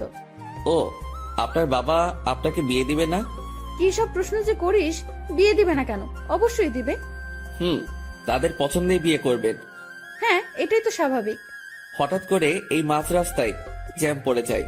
কুয়াশা বেশি হওয়ায় সব গাড়ি চলাচল বন্ধ করে দেওয়া হয়েছে। ম্যাম গাড়ির হেডলাইটটা অফ করলো, তারপর কোথা থেকে যেন একটা চাদর বের করলো। আপনি কি এখন ঘুমাবেন? না, শীত করতেছে প্রচুর, গায়ের উপর দিয়ে রাখি। আমি বাইরে তাকালাম, কুয়াশায় কিচ্ছু দেখা যাচ্ছে না, তবুও তাকিয়ে আছি ম্যামের দিকে। তো আর তাকিয়ে থাকা যায় না, তার দিকে তাকালে চোখ ফেরানো যায় না, সেই জন্য তাকানোটাই বিপদ। কি রে, তুই এরকম চুপচাপ থাকবি? আমি আসলে তাকিয়ে থাকতে চাইনি, ভাবনার কথা বাস্তবে ভুলে বলে ফেললাম। কি তাকিয়ে থাকতে চাস মানে? না ম্যাম, মানে ওই যে আমার খুব শীত করতেছে, কথা থেকে বাঁচার জন্য বললাম। আগে বলবি না? আয় চাদরের মধ্যে। মনে মনে ভাবছি আরেক বিপদ। কি হলো, আয়। না ম্যাম, ঠিক আছে, শীত কমে গেছে। ভয় পাচ্ছিস তাই না? ভয় নেই, কাছে আয়। আরে খুব কাছে না, চাদরটা বড়, তুই একটু কাছে আসলেই হয়ে যাবে। একটু কাছে গেলাম, ম্যাম আমাকে চাদরের একটা মুড়ি দিল। আমি সেটা আমার পাশে ঘিরে পিঠের সাথে লাগিয়ে নিলাম। এবার আমি কাঁপতেছি, তবে সেটা শীতে না, ভয়ে। কাঁপুনি রেখে ম্যাম বলল, ওরে আল্লাহ, তোর এত শীত করতেছে? এখন ঠিক হয়ে যাবে। আমি জানি ঠিক হবে না। কথাটা বলে ম্যাম আমার খুব কাছে আসলো, তবে তার শরীরের সাথে কোনো স্পর্শ লাগেনি। অনেক চেষ্টা করে নিজের কাঁপুনি থামালাম। ম্যামের চোখে ঘুম ঘুম ভাব এসে গেছে। ম্যাম, আপনি তো ঘুমাচ্ছেন। কই না তো। আপনার কি খুব ঘুম পাচ্ছে? অনেক। ম্যাম ধীরে ধীরে বেশ সুন্দরী হয়ে উঠছে। শুনেছি সুন্দরী মেয়ে ঘুমালে আরো বেশি সুন্দরী লাগে। আজ সেটা সামনে থেকে দেখলাম। আমি যদি উনার বর হতাম, এখন কাছে নিয়ে বুকের মধ্যে রাখতাম। পরক্ষণে মনে পড়ল, কি সব ভাবছি আমি, ছি ছি ছি, এসব কি আসছে মাথায়। ম্যাম ঘুমে আর ঠিক থাকতে পারে না, আমার খুব কাছে আসে, আমার কাঁধের উপর তার মাথা রাখার চেষ্টা করছে। এবার সব ভুলে যাই আমি, নিজে থেকে তার দিকে এগিয়ে যাই, আর উনি তার মাথা আমার কাঁধের উপর রাখে। বুকের মধ্যে হাতুড়ি পেটা হচ্ছে। ওনার নিঃশ্বাস আমার টি শার্টে লাগার পরপরই আমার কেমন যেন একটা অনুভূতি কাজ করছে। না পারছিলাম তখন বুঝতে, না পারছিলাম ভাবতে। কিছুক্ষণ ঘুমানোর পর ম্যাম জাগ না পায়, আমি জেগেই আছি। একটুর জন্য চোখ বন্ধ করিনি। ম্যাম উঠে দেখলো সে আমার কাঁধে মাথা রেখে শুয়ে আছে। ঘাটটা দ্রুত উঠিয়ে দিয়ে বলল, সরি, আমি ঘুমের মধ্যে। ম্যাম আমি আপনার কাছে গিয়েছি, দেখছিলাম আপনি ঝিমুনি দিয়ে বারবার পড়ে যাচ্ছিলেন। ম্যাম লজ্জা পেয়েছে, লজ্জা মাখা মুখ নিয়ে বলল, রাত অনেক হয়েছে, এখন যা এনেছি সব খেয়ে নি। জি ম্যাম, আপনার ইচ্ছে। তুই সব আমার উপর নির্ভর করিস কি জন্য? নিজে কিছু বলতে পারিস না? জি ম্যাম, এখনই খাবো। এই, সেটা আমার বলার পর। আমরা খাবার খাওয়া শুরু করলাম। হঠাৎ পুলিশ এসে নক করলো। আমরা গাড়ি থেকে নামলাম। ইরা পুলিশের সাথে কথা বলছিল। আপনারা কোথায় যাচ্ছেন? কুমিল্লা 14 গ্রাম। উনি আপনার কে হন? বর। উনি দূরে দাঁড়িয়ে আছেন কেন? ভয় পাচ্ছে নাকি? এই, তুমি এখানে আসো। মনে মনে বলছিলাম, ভয় পাবো না, পুলিশকে কি মিথ্যাটাই না বললো। আপনারা যে স্বামী স্ত্রী সেটা আমি বুঝবো কিভাবে? এইটারও প্রমাণ লাগবে। হ্যাঁ। আমার চাচ্চু আবু সাইদ পুলিশ কমিশনার। কি নাম বললেন? আবু সাইদ। উনি তো ঢাকায় থাকেন তাই না? হ্যাঁ। আপনারা ঢাকা থেকেই আসছেন? হ্যাঁ, ঢাকা থেকেই তো আসবো। সাইদকে আমি চিনি, উনি আমার বন্ধু। দাঁড়াও, আমি এখনই ফোন করছি। তুমি আগে বললা না। সরি মামুনি। এরা তো পড়লো মহা বিপদে। তার চাচাকে যদি বলে দেয় বরকে নিয়ে ঘুরতে যাচ্ছে, তাহলে তো ইরা শেষ। এখন সে এই পুলিশকে না করতেও পারবো না। এদিকে তার চাচা ফোনটা রিসিভ করেছে। দুজন বন্ধু একে অপরের খোঁজ নেওয়ার পর পুলিশটা ইরার কথা বলল। ইরার চাচা বড় সড়ো এক ধাক্কা খেলো। পুলিশ আমাদের বিদায় জানালো। আমরা গাড়িতে গিয়ে বসলাম। ইরা তো ভয় শেষ। একটু পরেই ইরার ফোনটা বেজে উঠলো। তার চাচা কল করেছে। ইরা ফোনটা রিসিভ করলো। তুমি কোথায় আছো, কিভাবে আছো, কার সাথে আছো আমি জানতে চাচ্ছি না। যার সাথে থাকো না কেন তাকে কাল আমাদের বাসায় নিয়ে আসো, ঠিক আছে? জি চাচ্চু। ওকে। ইরার চাচা ফোন রেখে দেয়। ইরা আমাকে বলতে শুরু করলো, এখন কি হবে? আপনারই তো দোষ, আপনি মিথ্যা বলতে গেলেন কেন? সত্যি বললে যদি সমস্যা করতো তাই। আর আমি আগে থেকেই ভেবে রেখেছি কত সমস্যা হলে এগুলো বলবো। কিন্তু এই হারামি পুলিশটা যে চাচার বন্ধু কে জানতো? আচ্ছা, টেনশন করেন না, বাসায় গিয়ে সত্যি কথাটা বলে দিবেন, হয়ে যাবে। ভয়টা আমাকে নিয়ে না, তোকে নিয়ে। কেন? জানি না কি হবে, ওরা তোকে কি বলবে। আমি কিভাবে সামলাবো বুঝতে পারছি না। এই মুহূর্তে আমি বা তাকে কি বলবো বুঝতে পারছি না। ভাবছি এর সাথে থাকলেই সমস্যায় পড়তে হয়। ম্যাম বেশ টেনশনে পড়ে গেছে, একবার আমার দিকে তাকাচ্ছে, আরেকবার বাইরে। ম্যামের অবস্থা দেখে বেশ মায়াই হচ্ছিল। মিথ্যা বলে উনি বড় ফাঁসা ফেসে গেছেন। তার টেনশন কমানোর জন্য আমি তাকে ডেকে বললাম, ম্যাম। বল। আমি বলি কি, এত টেনশন করে লাভ নেই, যা হবার হবে। আর সত্যিটা বললে হয়তো উনারা বুঝতে পারবে। সত্যিটাই বা কিভাবে বলবো? আমার তো তাদের সামনে কথা বলতে ভয়ে হাত পা কাঁপবে। আচ্ছা ম্যাম, ওনাদের সাথে আমি কথা বলবো। আরে তোর সাথে ওনারা কথাই বলবে না। সেটা দেখা যাবে, আগে তো বাসায় যাই। রাতটা কাটলো জেগে জেগেই। রাতের শেষ ভাগে যানজট কেটে গেল। আমরা ঢাকায় ফিরলাম আর সোজা ম্যামের বাসার সামনে পৌঁছে গেলাম। ম্যাম আমাকে বাইরে রেখে ভেতরে গেলেন। ভেতরে তার সাথে কি হচ্ছিল সেটা আমার কাছে অজানা। হয়তো তাকে বকা দিচ্ছে। কিছু সময় পর ম্যামের সাথে পুরো পরিবার আসলো। আমি তো দেখেই ভয়ে শেষ। ম্যামের বাবাকে দেখে আরো ভয় লাগছিল, কারণ উনি তো আমাকে চেনেন। স্যার আমার কাছে এসে বললেন, তুই আমাদের অফিসের পিয়ন তাই না? জি স্যার। আশেপাশে সবাই হেসে উঠল। ইরার চাচা তাকে ডেকে বলল, আরে এত মানুষ থাকতে তুই কিনা একটা পিয়নের সাথে লং ড্রাইভে গিয়েছিলি? ইরা চুপ, কারণ সে এখানে কিছুই বলতে সাহস পাবে না। চুপচাপ থাকতে হবে তাকে। তোকে যেন অফিসে না দেখি, ঠিক আছে? জি স্যার। আমি চলে আসলাম তাদের ওখান থেকে। বাইরে এসে দীর্ঘ একটা নিঃশ্বাস ফেললাম। যাক, তেমন বকা দেয়নি। ম্যামকেও হয়তো কিছু বলেনি। নিজের বাসায় আসলাম। 2 দিন পর খাওয়া দাওয়া বন্ধ হয়ে যাবে। বিছানায় শুয়ে শুয়ে ভাবছি, এখানে না থাকতে পারলে চলে যাব।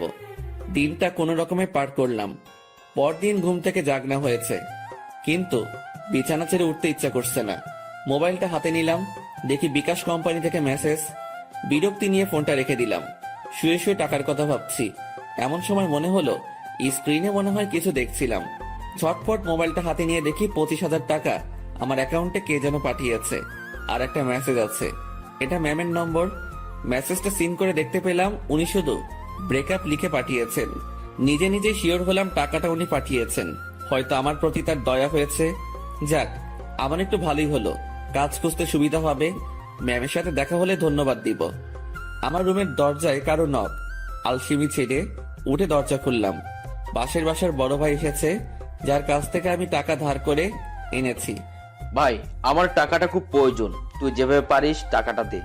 ভাই আমি তো বলেছি কয়েকদিন পর দিতে পারবো। না ভাই, আমার খুব দরকার। আচ্ছা আপনি বাসায় যান, আমি টাকা নিয়ে আসছি। দরজা লাগিয়ে দিয়ে ফোনটা হাতে নিব, তখনই আবার দরজায় নক। কেমন যেন খুব রেগে গিয়ে দরজাটা খুলেই বলি, আরে ভাই বললাম তো দিয়ে আসবো। একটু ধমকে সুরে বলেছি। আমার এমন করে বলাটা ভুল হয়েছে, কারণ সামনে ম্যাম দাঁড়িয়ে আছে। এখন কি বলবো, কিভাবে কথা কাটিয়ে নিব, এসব ভাবতে ভাবতে ম্যাম নিজেই প্রশ্ন করলো, কি সমস্যা? এত রেগে আছিস কেন? আপনি এখানে? আমি বেশ অবাক, কারণ তাকে এখানে এভাবে কখনো আশা করিনি। আমার সামনে থেকে সর কুত্তা, ভেতরে যাব।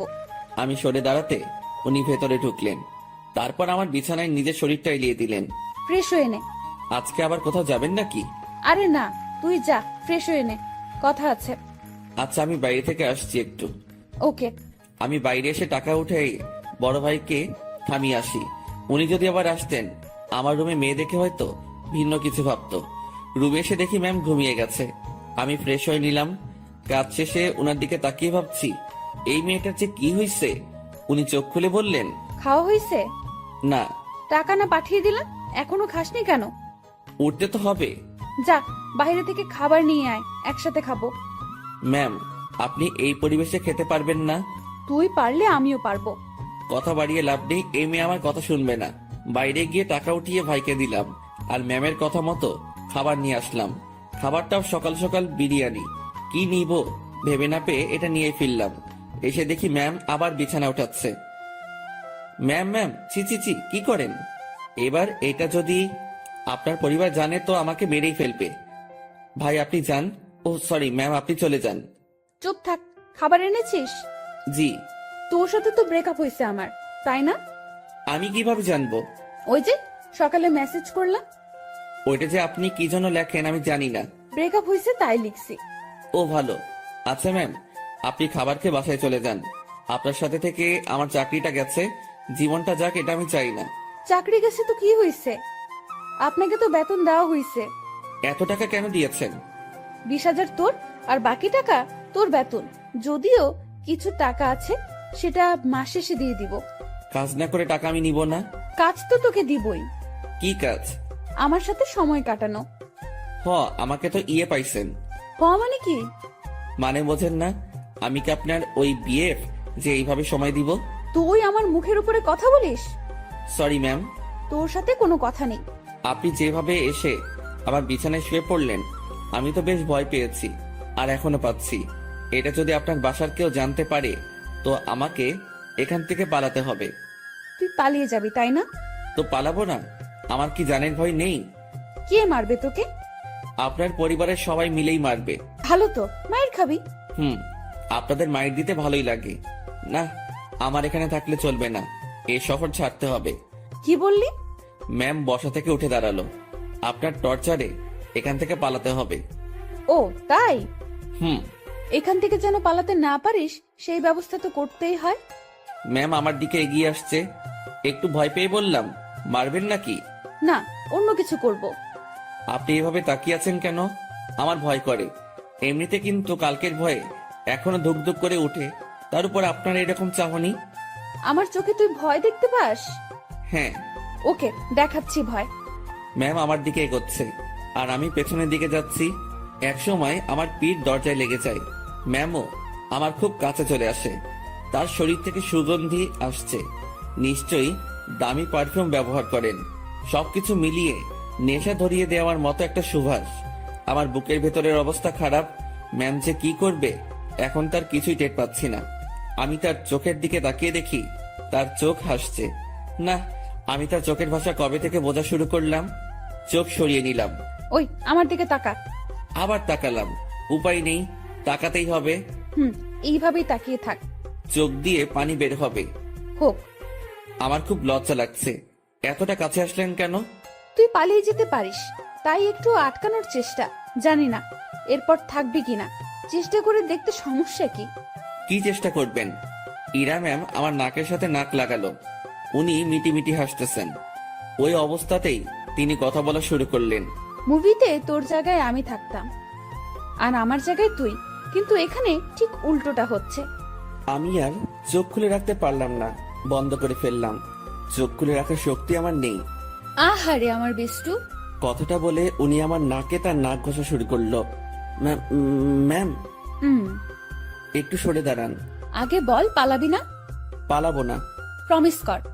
প্রমিস, পালাবো না। এভাবে হবে না। তাহলে? ইরা তার জামাটা সরিয়ে বলল, নাভি টাচ করে বলতে হবে। ওনার নাভি দেখেই আমি চোখ সরিয়ে ফেলি। অসম্ভব সুন্দর একটা জিনিস দেখলাম। চোখটা বারবার সেই দিকে তাকাতে চাইছিল। কোন রকম অন্যদিকে তাকিয়ে আছি। এই নে, এটা টাচ করে প্রমিস কর। ওইখানে টাচ করে শুধু শুধু? আমি তো বললাম প্রমিস। আমি বিশ্বাস করি না। ম্যাম, ওখানে আমি হাত দিতে পারবো না, যত যাই বলেন। কেন? আপনার যে বর হবে সে দিবে। আচ্ছা, তুই আমার হবু বর, এখন নে টাচ কর। চিচি ম্যাম, কি বলেন? এক আদেশ এতবার দিতে পারবো না, কিন্তু আমি তোরে দিতে বলছি না। আমার লজ্জা করে। তোর লজ্জার আমি রাগাবিরা বলে দিলাম। ম্যামের মাথা পুরো গেছে মনে হয়, না হলে এসব কথা বলছে তাও আমাকে। ওনাকে জিজ্ঞেস করা ছাড়া কোনো উপায় নেই। ম্যাম এমন করতেছেন কেন? আমার গালে এক থাপ্পড় দিয়ে বলল, আমি যেটা বলি সেটা না করে তুই আমাকে উল্টো প্রশ্ন করতেছিস। তাহলে কি ধরবো? তো ভাবছি মায়ের খাবার থেকে ধরাই ভালো। আর সত্যি কথা বলতে, দেখার পর আমি লোভ সামলাতে পারছি না। আমি ওনার নাভির উপর জাস্ট হাতটা রাখলাম। উনি একবার চোখ বন্ধ করে আবার চোখ খুললেন। চুপ কেন? কথা দিলাম যাব না। গুড, এখন হাত সরিয়ে নে। ও সরি ম্যাম, আমার থেকে দূরে গেল আমি বাঁচলাম। উনি আবার বলতে শুরু করলেন, বাবাকে চ্যালেঞ্জ করে আসছি, তোকেই বিয়ে করব আমি। ও আল্লাহ, না ম্যাম, এটা কি বলছেন আপনি? তুই বুঝবি না, আমি তোকে টাকা দেওয়ার পরেই ঝগড়াটা লাগছে। আমাকে নিয়ে পরিবারের সাথে ঝগড়া করতে গেছেন কেন? ওরা আমার চরিত্র নিয়ে কথা উঠাইছে, তারপর আমাকে বলেছে তোর সাথে নাকি আমার প্রেম আছে। আচ্ছা, মাথা ঠান্ডা করেন। হ্যাঁ, তোকে আমাদের বাসায় নিয়ে গেলে আমার মাথা ঠান্ডা হবে। ও আল্লাহ, এবার আমি শেষ। ম্যাম কি বলেন এগুলা? আমি কেন? ঝগড়ার সময় বলেছি আমি তোকে ভালোবাসি, তোকেই বিয়ে করব, আর তুই আমাদের বাসায়ই থাকবি। মানে আপনি আমার উপরে যাওয়ার টিকিট নিয়ে আসছেন তাই না? জানি না, ব্যাগপত্র গুছিয়ে নে আর আমার সাথে চল। এইমাত্র বললেন জাস্ট না পালালেই হবে, এখন আবার বলছেন আপনাদের বাসায় নিয়ে যাবেন। দেখে নিলাম তুই আমার উপর কতটা দুর্বল আর কতটা ভালোবাসিস। না, আপনি কি যে বলেন, আমি আপনাকে সাধু, হইছে, অনেক হইছে। ড্যাব ড্যাব করে আমার দিকে তাকিয়ে থাকিস, আবার আমার নাভির দিকে তাকিয়েছিলি। আমি বুঝি না? ওনার যা কথার স্পিড আমি পেরে উঠছিলাম না। এখন ওনার বায়না আমাকে তাদের বাসায় নিয়ে যাবে। আর যাই হোক, নিজের জানটা অকালে চলে যাক সেটা আমি চাই না।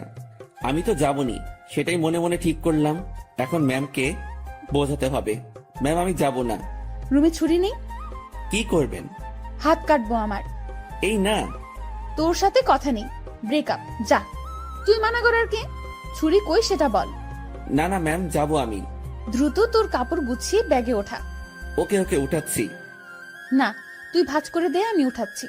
আমি কাপড়গুলো ভাঁজ করে দিচ্ছি আর ভাবছি এইরকম জেদ ধরা ভালোবাসার জন্য আমি তার সাথে চলে যাচ্ছি। এটা কি ঠিক হবে? আমি ইরাকে ভয় ভয় বললাম, ম্যাম একটা কথা। বল। দেখেন, এরকম জেদ ধরা ভালোবাসা নিয়ে আপনার সাথে যাচ্ছি, এর কি কোনো গ্যারান্টি আছে? নাকি সময় শেষ হলে জেদ শেষ হলে তাড়িয়ে দিবেন? ইরা কেমন ঢং করে আমার দিকে তাকালো, মাথায় দুটো হাত রেখে বলল, আমাকে কি আগের দিনের গ্রামের মাতব্বর মনে হয় যে 4-5টা বিয়ে করব? বিয়ে একটাই, আর ভালোবাসা একটাই। আপনি কি আমাকে ভালোবাসেন? না। তো নিয়ে যাচ্ছেন কেন? একসাথে থাকতে থাকতে ভালোবাসাটা হয়ে যাবে। আচ্ছা চলেন। দাঁড়া, কিছু কথা বলে নেই। জি বলেন। আমাদের তো জয়েন্ট ফ্যামিলি, বাসায় প্রায় 50 জনের বেশি মেম্বার আছে। কেউ যদি বলে তুই কি কাজ করিস, কি বলবি তখন? এখন তো বেকার, কি আর বলবো, বেকারই বলতে হবে। না, তুই যে পিয়নের চাকরি করিস সেটা বলবি। চাকরিটা তো নেই। আছে। আপনি বললেই হলো নাকি? স্যার আমাকে মানা করে দিয়েছে। কোম্পানির 60% শেয়ার আমার। মালিক তাহলে কে? জি আপনি। আজ বাসায় আমার সাথে থেকে কাল সকালে দুজন একসাথে অফিসে যাব, ঠিক আছে? জি ম্যাম, ঠিক আছে। যানটা হাতে নিয়ে ওনার সাথে রওনা দিলাম। ম্যাম কখন কি করে বোঝা বড় দায়, তার মাথায় যে কি করে আল্লাহ জানে, আর উনিই জানেন। ওনার বাসার দিকে যতই অগ্রসর হচ্ছি ততই বুকের ধুকপুকনিটা বাড়ছে। ম্যামের বাবাকে অফিসে দেখেই যে ভয় পেয়েছি, এখন তার সামনে থাকতে হবে, তাও আবার তার মেয়ের হবু জামাই হয়ে। ভাবতেই সারা শরীরে লোমগুলো দাঁড়িয়ে যাচ্ছে। ওনার বাসায় পৌঁছে গেলাম। গাড়ি যেখানে পার্ক করলো সেখানেই আরো অনেকগুলো গাড়ি। বাসাটা দেখে মনে হয় না এত লোক এখানে থাকে। এই, তুই আমার পিছু পিছু থাকবি, ওকে? জি ম্যাম, ওকে। বাসার ভেতরে ঢুকলাম। বসার ঘরে সবাই বসে আছে, কেউ কেউ আড্ডাতে মেতে আছে। আমাদেরকে দেখে সবার কাজ করা বন্ধ হয়ে গেল। আমি মাথা নিচের দিকে দিয়ে আছি, কারো দিকে তাকানোর সাহস নেই। এই ম্যামের জন্য আমি এই পরিস্থিতিতে পড়েছি। আমি ম্যামের কথা কেন শুনতেছি? আমি কি ওনাকে মনের অজান্তে ভালোবেসে ফেলেছি? না, ভাবনা ঢুকলে চলবে না, এখন অ্যাক্টিভ থাকতে হবে। ম্যাম যেটা বলবে সেটাই করতে হবে। ধীরে ধীরে বাসার সবাই চলে আসলো।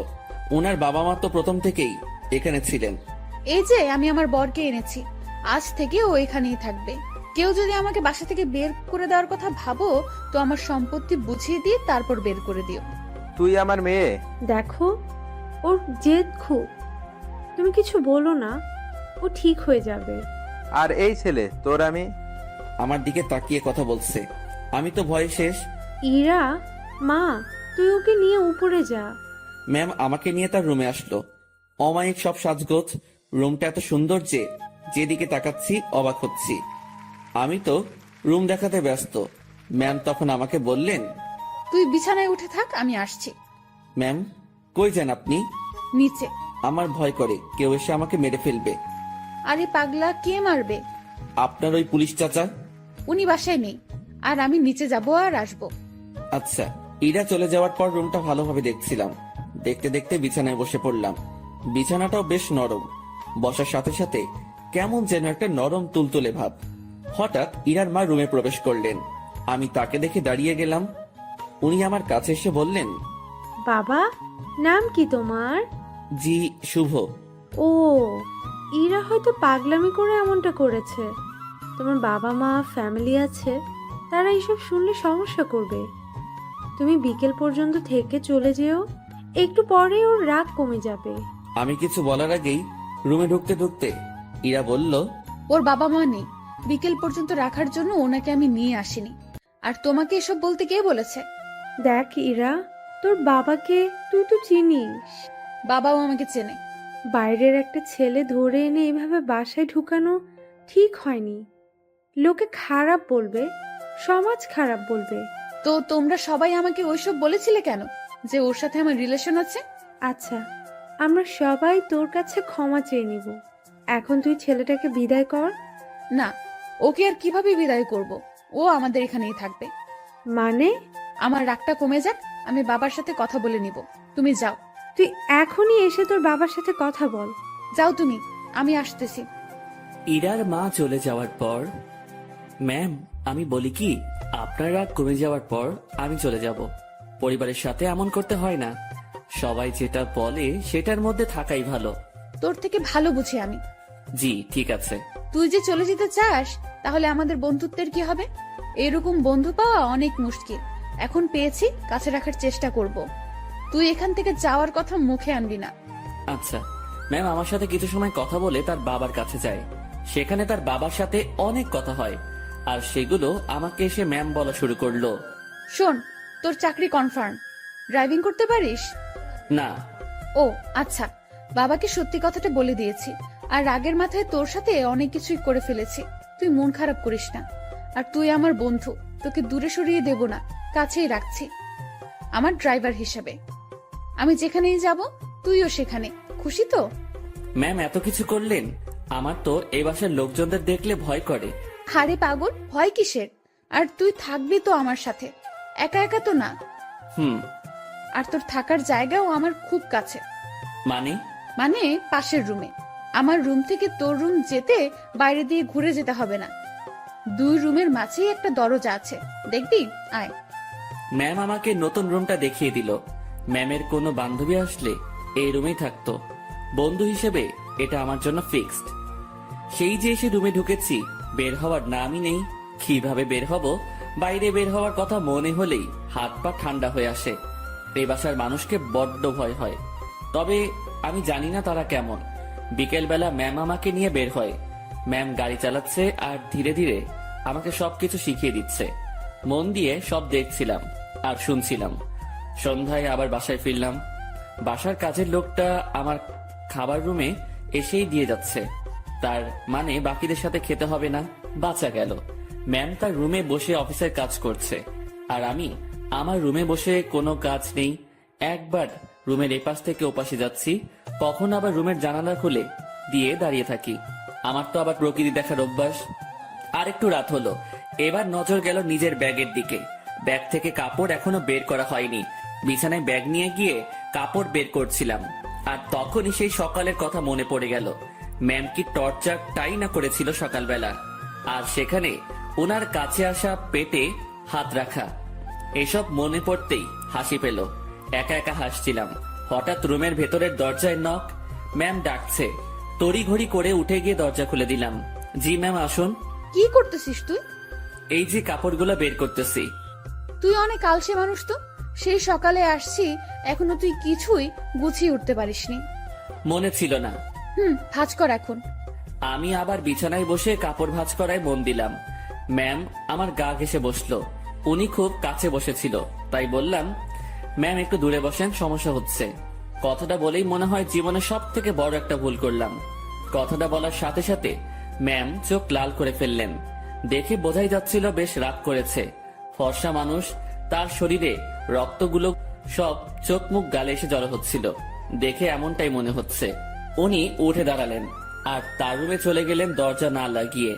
আমি বিছানায় বসে আছি, ভাবছি ভুল যা করার তা তো করেই ফেলেছি।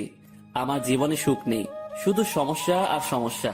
কাপড় আর ব্যাগ ফেলে রেখেই পা টিপে টিপে তার রুমের দিকে এগোতে থাকলাম। উকি দিয়ে দেখি আমার মতোই জানালা খুলে দাঁড়িয়ে আছে, বারবার চোখ মুছছে। ওনার রাগ ভাঙাতে ওনার খুব কাছে গিয়ে দাঁড়াতে হবে, তাছাড়া এর বিকল্প কোনো উপায় নেই। আমি পা টিপে টিপে তার কাছে গেলাম। উনি কিছু বলছেন না, হয়তো টের পেয়েছেন আমি আসছি। উনি যে চালাক মানুষ, আমার রুমে প্রবেশ করা অবশ্যই টের পেয়েছেন। আমি তার পাশে গিয়ে দাঁড়াতেই, আপনি আপনার রুমে যান, নয়তো খারাপ কিছু হবে। দুঃখিত, আমার ভুল হয়েছে। আমি আপনাকে আপনার রুমে যেতে বলেছি। আমি আরেকটু কাছে গিয়ে দাঁড়ালাম, কিন্তু তার শরীরের সাথে স্পর্শ লাগেনি। রাগ উঠায়েন না আর। আচ্ছা, ইংরেজি ভাষায় বলতেছি, সরি। তোর সরের আমি, তুই যাবি এখান থেকে? একটু তো দূরে যেতে বলেছি, তাতেই এত রাগ করতে হবে? আমি তো দূরের মানুষ, দূরেই থাকবো, তাই না? না, কাছের মানুষ। না না, কাছের মানুষ তো দূরে থাকে না, কাছেই থাকে। সরি, আমি বুঝতে পারিনি। আমার বলাটা ঠিক হয়নি, আপনার কাছে আসাটা ঠিক ছিল। রাত হয়েছে, রুমে গিয়ে ঘুমিয়ে পড়ো, সকালে অফিস আছে। রাগ কমেছে তো আপনার? কমে যাবে। এত অভিমানী আমি কখনো দেখিনি। আমি নিজেই নিজেকে প্রশ্ন করলাম, আমি ভুল করছি না তো? উনি এত বন্ধুত্বের কথা বলতেছেন, আমি তো তার ডাকে একটুও সাড়া দিচ্ছি না। আমার কি দূরে থাকাটা ঠিক হচ্ছে? উনি তো তার বন্ধুর জন্য অনেক কিছুই করেছে, আমি তো কিছুই করতে পারলাম না, বা এখনো কিছু করিনি। আমি কি তার বন্ধুত্বের ভালোবাসায় সাড়া দিব? মনের সাথে বোঝাপড়া যখন শেষ হলো, তখন আমি তার ডান হাতটা আমার দু হাতের মধ্যে রেখে বললাম, এই তো কাছে এসেছি, আর দূরে যাওয়ার কথা বলবো না। অমন ভুল কখনো হবে না, সরি। সত্যি তো? ওনার কণ্ঠ শুনে মনে হচ্ছিল অভিমানটা অনেকটাই কমেছে। কেন যে ম্যাম এমনটা করে? ম্যাম, এখন যাই তাহলে। কাছে থাকতে ভালো লাগছে না। আপনি তো বললেন কাল অফিস আছে, আমাকে ঘুমাতে বললেন। পরে ঘুমাবি। ম্যাম আনমনে জানালা দিয়ে বাইরে তাকিয়ে আছেন।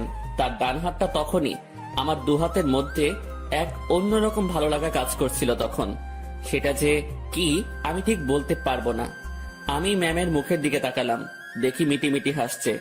আমি তার হাসি দেখে প্রশ্ন করেই বসলাম, এভাবে আনমনে বাইরে তাকিয়ে কি দেখেন?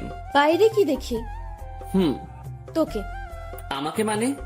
আরে পাগলা, তুই আমার জীবনে এমন ভাবে আসলি, মানে আমি ভাবতেই পারিনি। তোর মতো একটা গাধা, তবে ভালো মানুষের সাথে বন্ধুত্ব হয়েছে। তবে আমার পোড়া কপাল। কেন? তুই আমাকে দেখে ভয় করিস, তেমন কথা বলতে চাস না। আমি যা বলি শুধু সেটাই করিস। আর কি করব? যাই হোক, সব ঠিক হয়ে যাবে। যা এখন ঘুমিয়ে পড়। আচ্ছা, গুড নাইট। Good night. পরদিন সকালবেলা থেকে অফিস করা শুরু করলাম। ম্যামের সাথেই সবসময় থাকা, উনি যা বলে সেগুলো শোনা এবং করা, এগুলোতেই ব্যস্ত। দিনকে দিন যাচ্ছিল, আমার অবস্থা ততই ভালো হচ্ছিল। ম্যামের সাথে কথা বলতে এখন আর ভয় লাগে না। কোনো কিছু লাগলে সোজা সাপটা বলে দেই।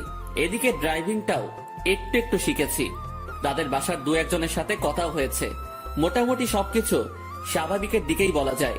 কিন্তু এমনটা একটা দিন আসলো, সেদিন আমার স্বাভাবিক মন আর ঠিক থাকলো না। ম্যামের বাবা ম্যামের বিয়ের জন্য ছেলে দেখেছে।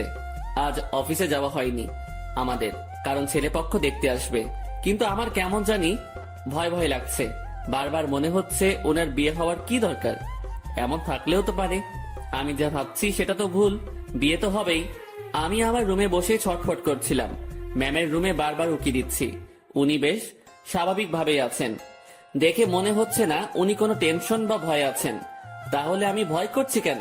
আমি তাকে হারানোর ভয় করছি না তো? ছি ছি, তাকে হারানোর কি আছে?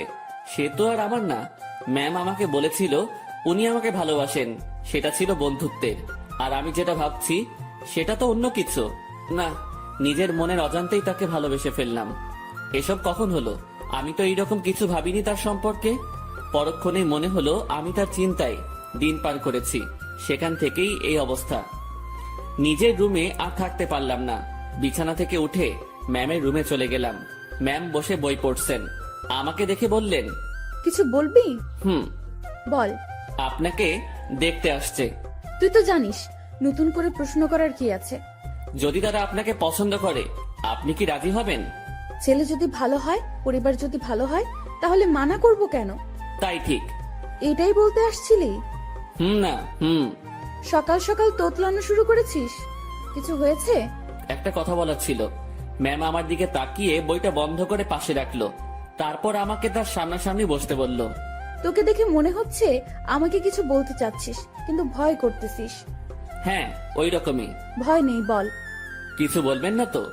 আরে আমি তোর বন্ধু না, তোকে কি বলবো পাগল? ভয় নেই, বল। আপনি আপনার বাবাকে বলে বিয়েটা ক্যান্সেল করে দেন। ওই বিয়ে তো ঠিকই হয়নি, এখনই কিভাবে ক্যান্সেল করে দিব? আর কেন ক্যান্সেল করব? আরে আপনি চলে গেলে আমি কিভাবে থাকবো? ওই কিভাবে থাকবি মানে? তুইও থাকবি বাসার বাকি যারা যেভাবে আছে সেভাবে?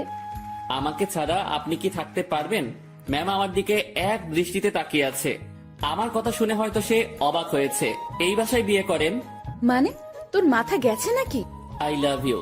মুখ ফসকে হোক আর যেভাবেই হোক কথাটা বলে ফেললাম। মনে মনে ভাবছিলাম বাংলায় বলবো, কিন্তু মুখ থেকে ইংরেজিতেই বেরিয়ে গেল। আমার কথা শুনে ম্যাম মিটি মিটি হাসতেছেন। তুই যা বললি ভেবে বলেছিস? না, কেন? ভাবার কি আছে? আমার যেটা নিয়ে ভয় হয়েছে সেটার জন্য বলেছি এটা। কি নিয়ে ভয় হয়েছে? আপনার চলে যাওয়া। আমি চলে গেলে তো কি হয়েছে? তুই একটা বিয়ে করবি, তার সাথে থাকবি, সে তোর কেয়ার করবে। আপনাকে লাগবে। বাচ্চাদের মতো আবদার করতেছিস কেন? জানি না। এক অন্যরকম শুভকে দেখছি, যে কখনো এভাবে আমার কাছ থেকে কিছু চায়নি। আচ্ছা কি লাগবে, কি জন্য লাগবে, সবকিছু বুঝিয়ে বল। আমি কিছু বোঝাতে পারবো না। আপনাকে লাগবে, আর আপনাকে ভালোবাসার জন্য লাগবে। আমার এমন কথা শুনে ম্যাম লজ্জায় তো শেষ, অন্যদিকে তাকিয়ে হাসতেছে। হাসি থামিয়ে বলল, তো এখন আমাকে কি করতে হবে? আপনি বোঝেন না? যতই বুঝি, কিন্তু আপনাকে বলতে হবে। কি করতে হবে বলেন। একবার তো বললামই যে ভালোবাসি, আর আমার কাছে থাকতে হবে। যদি বলি ভালোবাসি না? আমি চুপ করে রইলাম। এই এই কথার উত্তর দে। আমি কিভাবে আটকাবো? চলে যাবেন, আমিও চলে যাব। কোথায় যাবি? জানি না। ও, তো বলেন, ভালোবাসার বীজ কবে বপন করেছিলেন, আর সেটা থেকে চারা গাছ হলো কিভাবে? ইরা নামের একটা পাখি আমার জমিতে এসে তার মুখ থেকে ভালোবাসার বীজটা ফেলে দিয়ে চলে যায়, আর সেই বীজটাই। পুরোটা বলার আগেই ম্যাম হাসতে হাসতে শেষ। উনার হাসি দেখে আমার রাগ হচ্ছিল। আমি ওনাকে কিছু বোঝাতে যাচ্ছি, আর উনি হেসে উড়িয়ে দিচ্ছেন। উনি হাসি থামিয়ে বললেন, আজ সকালটা অন্যরকম ভাবে শুরু হলো। এমন হাসির কথা কখনো শুনিনি। উনার কথা শুনে বেশ লজ্জা পেলাম। হয়তো মনের কথাটা বলা ঠিক হয়নি। আমি তার সামনে থেকে উঠলাম আর নিজের রুমে যাওয়ার জন্য পা বাড়ালাম। ম্যাম ডেকে বললেন, কই যাস? ঘুম পাচ্ছে, ঘুমাবো। ঘুম নাকি রাগ? না, ঘুম। রাগ। না ম্যাম, ঘুমই পাচ্ছে। আমার জানা আছে, তুই এখানে এসে বস। কথা না শুনলে বকা দিবে। বাধ্য হয়ে আবার তার সামনাসামনি বসলাম। আমার আর তোর মাঝে সম্পর্কটা কিসের? বন্ধুত্বের। তো আমি কি বন্ধুর কথা শুনে হাসতেও পারবো না? পারবেন। আর হাসলেন তো? কথার মাঝে এমন রাগ সুর ভাসতেছে। না, রাগ করিনি। আচ্ছা ভেবে দেখ তো, তুই যে আমাকে ভালোবাসার কথা বললি, সেটা নিয়ে আমি কি কোনো উপহাস করেছি? তোর কথা শুনে হাসি পাচ্ছিল তাই একটু হাসলাম। আর আমাকে যেটা বললি সেটার উত্তর না নিয়ে কই যাস? হ্যাঁ, আমি ভুলে বলে ফেলেছি, সরি। লাথি খাবি কুত্তা। ভালোবাসি বল। আপনি হাসবেন তাই বলবো না। আমার ভালোবাসার দাম আছে। ওরে বাবা, একটু হাসছি তাই কত রাগ? তো শুনি, আপনার ভালোবাসার দাম কত? সেটা আপনার না জানলেও হবে। আপনি বই পড়েন। আমি গেলাম। আমি চলে যাচ্ছিলাম, উনি আমার হাত ধরে ফেললেন। কেমন কান্না কান্না কণ্ঠে বললেন, ওই পাগল, আমি তোমার ভালোবাসা নিয়ে উপহাস করিনি তো। আপনি যে হাসলেন। না পাগল। ইরা আমাকে জড়িয়ে ধরে কান্না শুরু করলো আর অভিমানী কণ্ঠে বলল, প্রত্যেকটা গল্পে আমি তোমাকে প্রপোজ করি, তুমি কি করো? তুমি চুপ থাকো, তোমার জন্য ওয়েট করতে হয় আমার। এই গল্পেও তুমি অনেকটা লেট করেছো। আমার কি অপেক্ষা করে থাকতে কষ্ট হয় না? তুমি আমার জন্য কিছুই করো না, আর করতেও হবে না। শুধু ভালোবাসলেই চলবে। আর হ্যাঁ, রাগ দেখাও কেন আমাকে? রাগ শুধু তোমারই আছে, আমার নেই। আর কখনো যদি তোমার কথায় রাগের সুর পাই, তো তখনই ব্রেকআপ। উনি যা বললেন তাতে মুখের কথা কেড়ে নেওয়ার মতো। আচ্ছা, আমি বাবাকে তোর কথা একবার সিরিয়াসলি বলবো। না। কেন? উনি যদি মানা করে, আর আপনাকে যদি সরিয়ে বা আমাকে যদি। বন্ধুত্বের উপর বিশ্বাস রাখ। ইরা আমাকে ছেড়ে দিল, সেও বেশ চিন্তিত, সাথে আমিও। আমি ওই পরিস্থিতির সময় শুধু তার কথাই ভাবছিলাম, অন্য কোনো কিছুই মাথায় আসছিল না। দুপুরে ইরাকে দেখতে আসলো, দেখে চলে গেল। হয়তো তারা পছন্দ করেছে। পছন্দ না করে উপায় নেই। রুমে বসে হতাশ হওয়া ছাড়া আমার কোনো উপায় ছিল না। ইরা সেই যে বেরিয়ে গেছে, আর রুমে আসার নাম নেই। আমিও বাইরে যাওয়ার সাহস পাচ্ছি না। দুপুরে শুধু বাড়ির কাজের মেয়েটা খাবার দিয়ে চলে যায়। আমার এমন অবস্থা মনে হচ্ছে কোনো কারাগারে আছি। বাইরে বেরোনোর কোনো পথ নেই। সন্ধ্যায় ইরা রুমে আসলো। উনি আসতে না আসতেই আমিও তার রুমে গেলাম। আর গিয়ে যা শুনলাম সেটা আমি কখনোই ভাবিনি। উনি বলতে শুরু করলেন, বাবার ছোটবেলার বন্ধুর সাথে আমার বিয়ে ঠিক করেছে। ওনারা আমাকে দেখে পছন্দ করেছে। আজ ওনাদের যে হাসি মুখ দেখলাম সেটা আমি ভাঙতে পারবো না। কথাটা শুনে বুকের ভেতরটা কেমন যেন আটকে গেল। মনে হলো বুকে পাথরের ভর করছে। শুনেছি বুক ভার হলে চোখে পানি চলে আসে। আমি কোনো রকম চোখের পানি সামলিয়ে বললাম, সমস্যা নেই, আপনি যেটা করেন। তুই আমার উপর রাগ করলি তাই না? আরে না, আপনার সিদ্ধান্তে আমি খুব খুশি। পরিবারের কথা চিন্তা করেই সব করতে হয়। তোমার কথায় কান্নার আওয়াজ পাচ্ছি। আরে না, কি যে বলেন, কান্না করব কেন? আমি রাজি হওয়াতে আমার বাবা যে খুশি হয়েছে সেটা আমি তার চোখ মুখ দেখেই বুঝেছি। আচ্ছা আপনি করেন, আপনি রেস্ট নেন, আমি আমার রুমে যাই। ইরা কিছু বলল না, চুপ করে বসে থাকলো। হয়তো আমার কথাও সে ভাবছে। আমি রুমে এসে আর কি করব? ছেলেদের তো আওয়াজ করে কান্না করতে নেই, লোকে খারাপ বলবে। রুমের মধ্যে কিছুক্ষণ থাকলাম, ভালো লাগলো না। বাসার ছাদের দিকে রওনা দিলাম। আমি কখনো যাইনি এই বাসার ছাদে, এই প্রথম যাচ্ছি। ছাদে পৌঁছে এক করে চুপটি করে দাঁড়িয়ে আছি। ভাবছি ম্যামের কাছ থেকে বিদায় নিয়ে চলে যাব, কারণ এ কষ্ট সহ্য করার মতো না, আমি সহ্য করতে পারছি না। হঠাৎ ছাদে কারো উপস্থিতি টের পেলাম। একটা লোক আমার দিকে এগিয়ে আসছে। কাছে আসতেই তার ফেস দেখে বুঝলাম এটা ইরার কাকা। এই শীতে এত রাতে ছাদে কি করিস? না মানে এমনি বাতাস খেতে আসছিলাম একটু। কি এই শীতে বাতাস?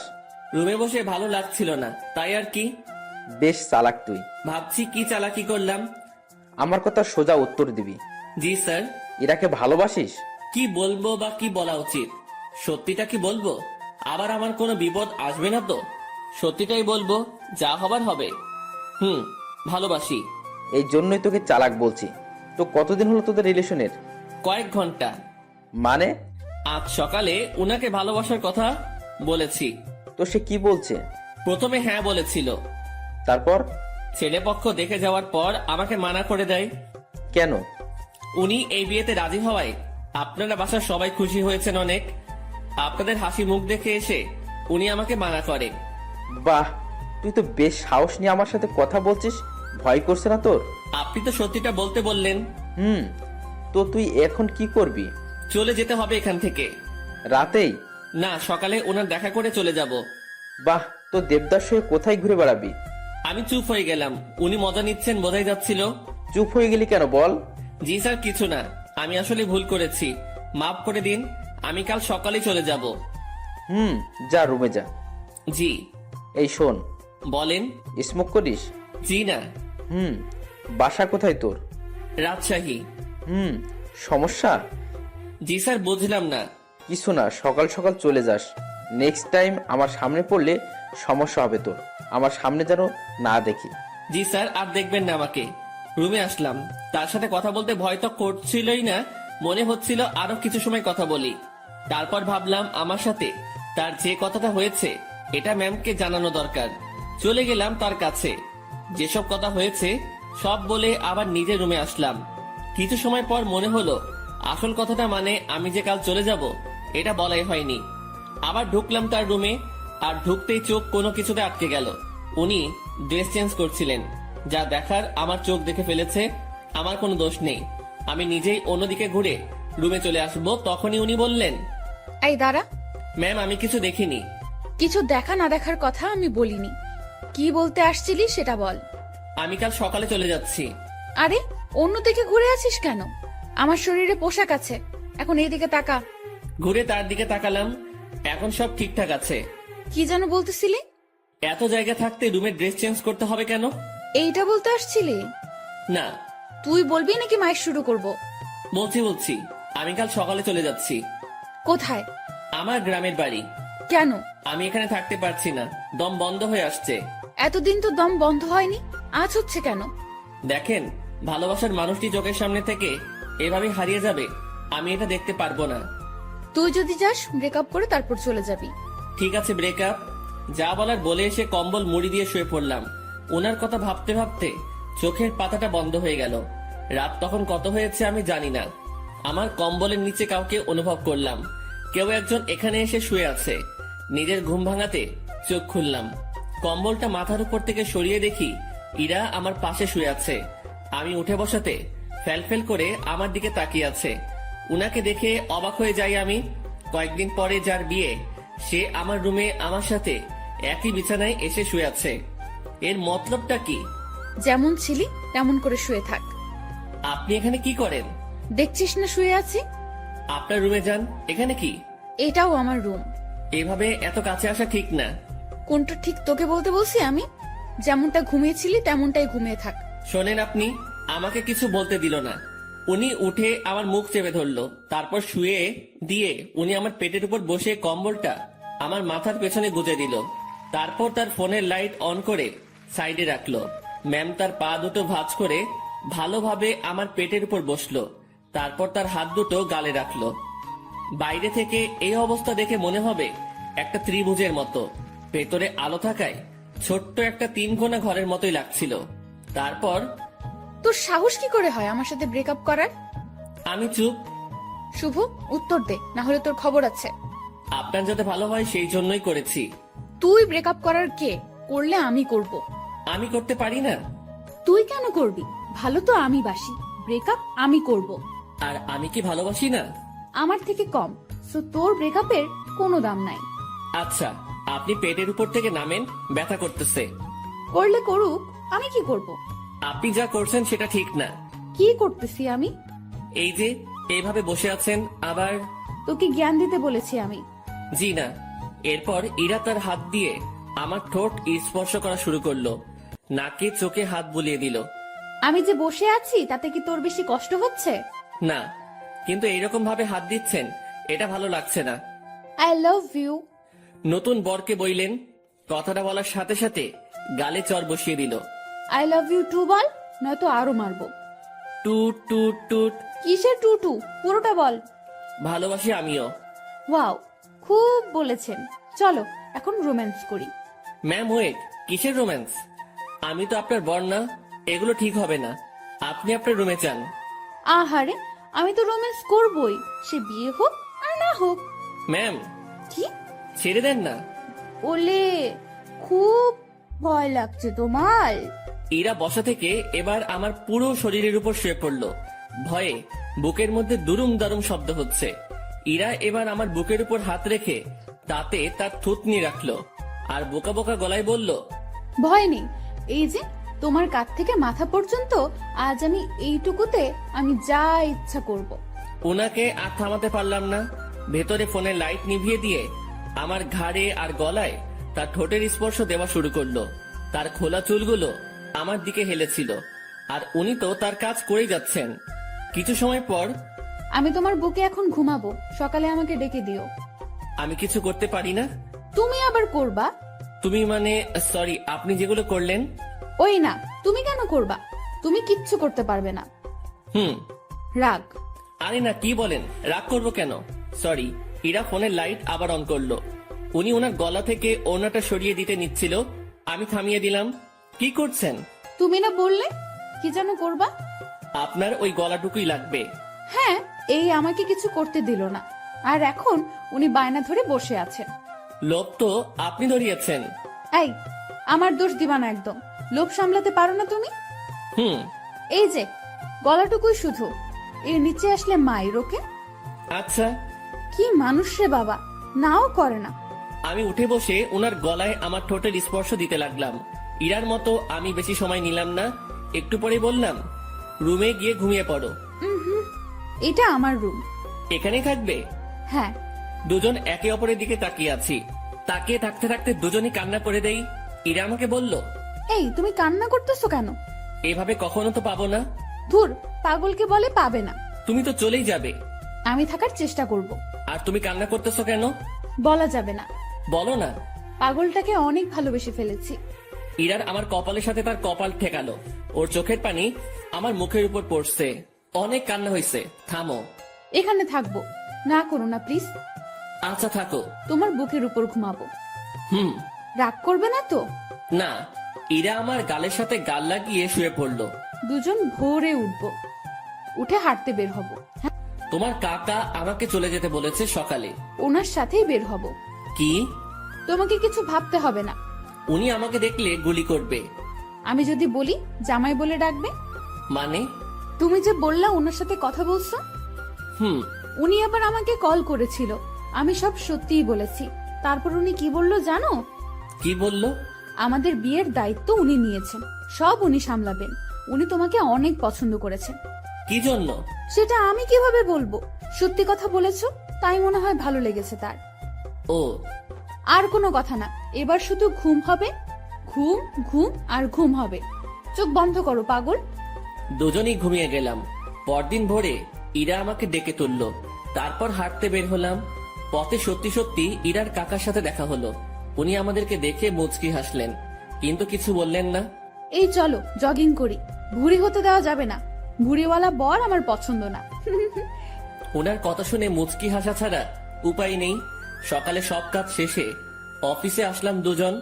অফিসের কেউ এ ব্যাপারে কিছু জানে না, তাই কোনো সমালোচনাও হয়নি। এসব বিষয় জানলে কেউ না কেউ আমাকে জিজ্ঞাসা করতই। দুপুরের পর এক শার্ট প্যান্ট কোট পরা ভদ্রলোক ইরা রুমে ঢুকলো। লোকটিকে দেখে কেমন যেন সন্দেহ হচ্ছিল আমার। কিছু সময় পর ইরা আমাকে ডাকলো। যাক, সন্দেহ এবার দূর হবে। রুমে ঢুকে দেখি ম্যাম বেশ রাগান্বিত। জি ম্যাম, বলেন। এই যে, এটাই আমার পাগল, দেখে নিন। আমি মনে মনে ভাবছি, হে, ম্যামের লাজ লজ্জা কিচ্ছু নেই, এইভাবে কেউ পরিচয় করিয়ে দেয়? তো কিছু বলবেন আর? এরকম একটা ছেলেকে আপনার পছন্দ? ওর কিছু আছে? দেখতে তো কেমন জানি লাগে। ওই আমার পাগলের মধ্যে কি আছে না আছে আমি জানি, আপনাকে বুঝতে হবে না। আপনি আসতে পারেন। ভেবে দেখেন, এর সাথে থাকলে আপনার জীবন নষ্ট হতে পারে। এই শালা, ভাষা খারাপ করবি না। জীবন নষ্ট হবে মানে? ম্যাম তো তাকে মারার জন্য উঠেছে। এতক্ষণে বুঝলাম এই লোকটাই ম্যামকে দেখতে আসছিল।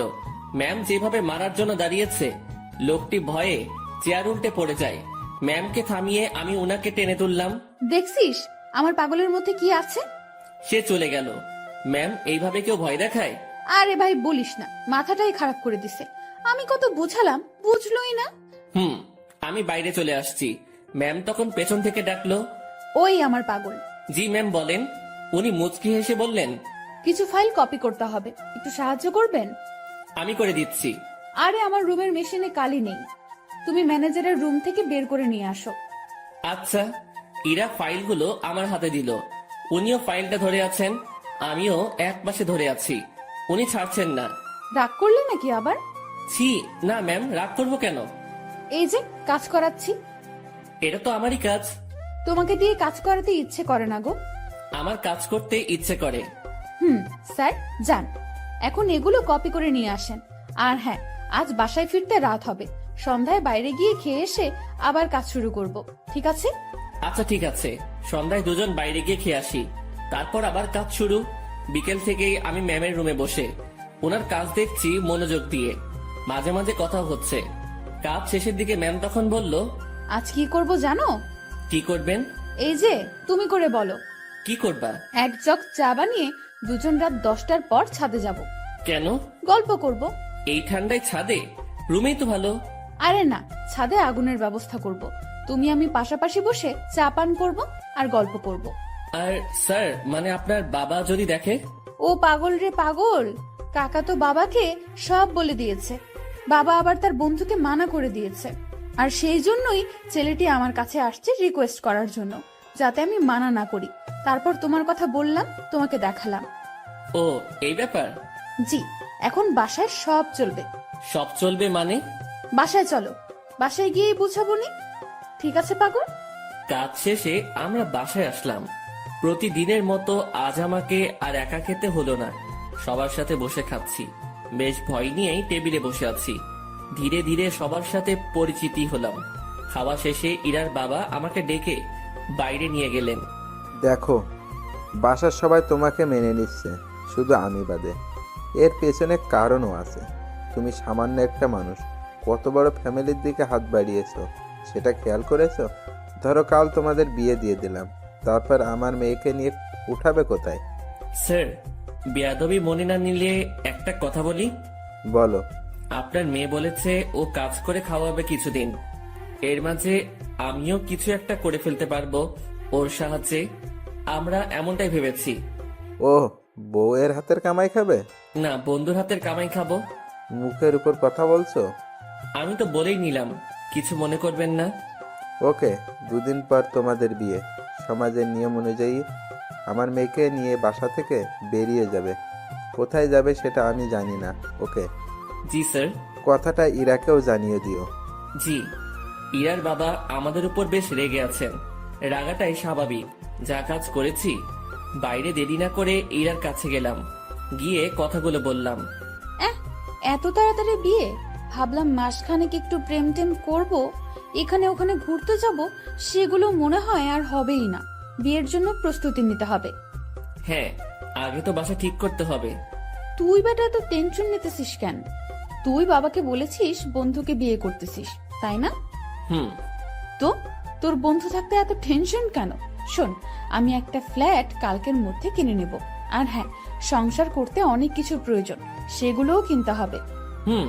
বিয়ের পর সংসারে তুমি আমি 50-50 খরচ দিব। আমি এত টাকা কই পাবো? ও হ্যাঁ, তাও তো একটা কথা। আচ্ছা শোন, উপায় একটা বের করেছি। আমি দিব 80%, আর তুই 20%, আর ভালোবাসা দিবি তুই 99%, আর আমি 1%। কি? না, আপনি আমাকে ভালোবাসবেন না। যদি সংসারে 50-50 খরচ দিতে পারেন, ভালোবাসাটাও তেমনই ভাগ হবে। এটা কোনো কথা? তো নিজেদের মধ্যে রাজনীতি করাটা কি ঠিক? দেখ, আন্দোলন করতে থাক, কাজ হয় কিনা। মনটা একটু নরম করেন। আপনি যদি আমাকে 100% ভালোবাসা দেন, তো ভালোবাসার পিপাসায় আমি তো মারা যাব। ওই মুখে ওসব মারা যাওয়ার কথা আনবি না। জি ম্যাম। যা রুমে গিয়ে ফ্রেশ হয়ে নে। আচ্ছা। ফ্রেশ হয়ে দরজা লাগিয়ে দিলাম, কারণ দরজা খোলা থাকলে আজ আর ঘুমাতে দিবে না। ঘুম প্রায় চলেই আসছে, সেই সময় ডাকাডাকি শুরু করলো। মুখে বিরক্তি নিয়ে দরজা খুললাম। ওই এখনই ঘুমাচ্ছিস কেন? চা রেডি, চল ছাদে যাব। ওকে চলেন। ঘুমের 12টা বেজে গেল। দুজনে গিয়ে ছাদের মাঝখানে কিছু কাঠখড়ি দিয়ে আগুন জ্বালিয়ে নিলাম। ওনার সব কথা শুনতে হচ্ছে। এদিকে আমার নাজেহাল অবস্থা। নিচে থেকে উপরে এতগুলো কাঠখড়ি আনা, তাও আবার চোখে ঘুম নিয়ে প্রচন্ড রকমের বিরক্ত লাগছিল। আমি আর ইরা আগুনের খুব কাছাকাছি বসলাম। সে আমার শরীর ঘেঁষে বসলো। সে জগ থেকে একটা কাপে চা ঢাললো, তারপর কাপটা আমার হাতে দিয়ে বলল, আগে তুমি খাও, এই পুরোটা না, কিন্তু জাস্ট এক চুমুক, তারপর আমি, তারপর আবার তুমি খাবে। ইরা কথাটা বলে আমার হাতের মধ্যে দিয়ে হাত দিয়ে জড়িয়ে নিল।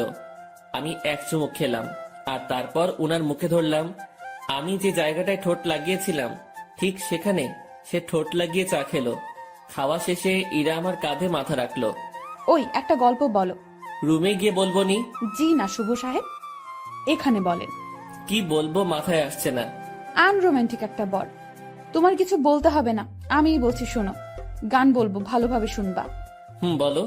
আমার কাছে তুমি মানে 7 রাজার ধন, আমার কাছে তুমি মানে অন্যরকম, আমার কাছে তুমি মানে আমার পোষা পাখি, দিনে রাইতে চোখ বুজিয়া তোমায় আমি দেখি, তোমার কাছে হয়তো বন্ধু আমি কিছু না, তাই তো তোমার স্বপ্নে বন্ধু আমি আসি না। এই ওয়েট ওয়েট, আমি ইরাকে গানের মাঝে থামিয়ে দিলাম। কি হয়েছে, থামালে কেন? তুমি আমার স্বপ্নে আসো তো? আরে গাধা, এটা গানের লাইনে আছে, তাই বলছি। আমি তো জানি তুমি আমাকে কেমন ভালোবাসো। তুমি গানটা পারো?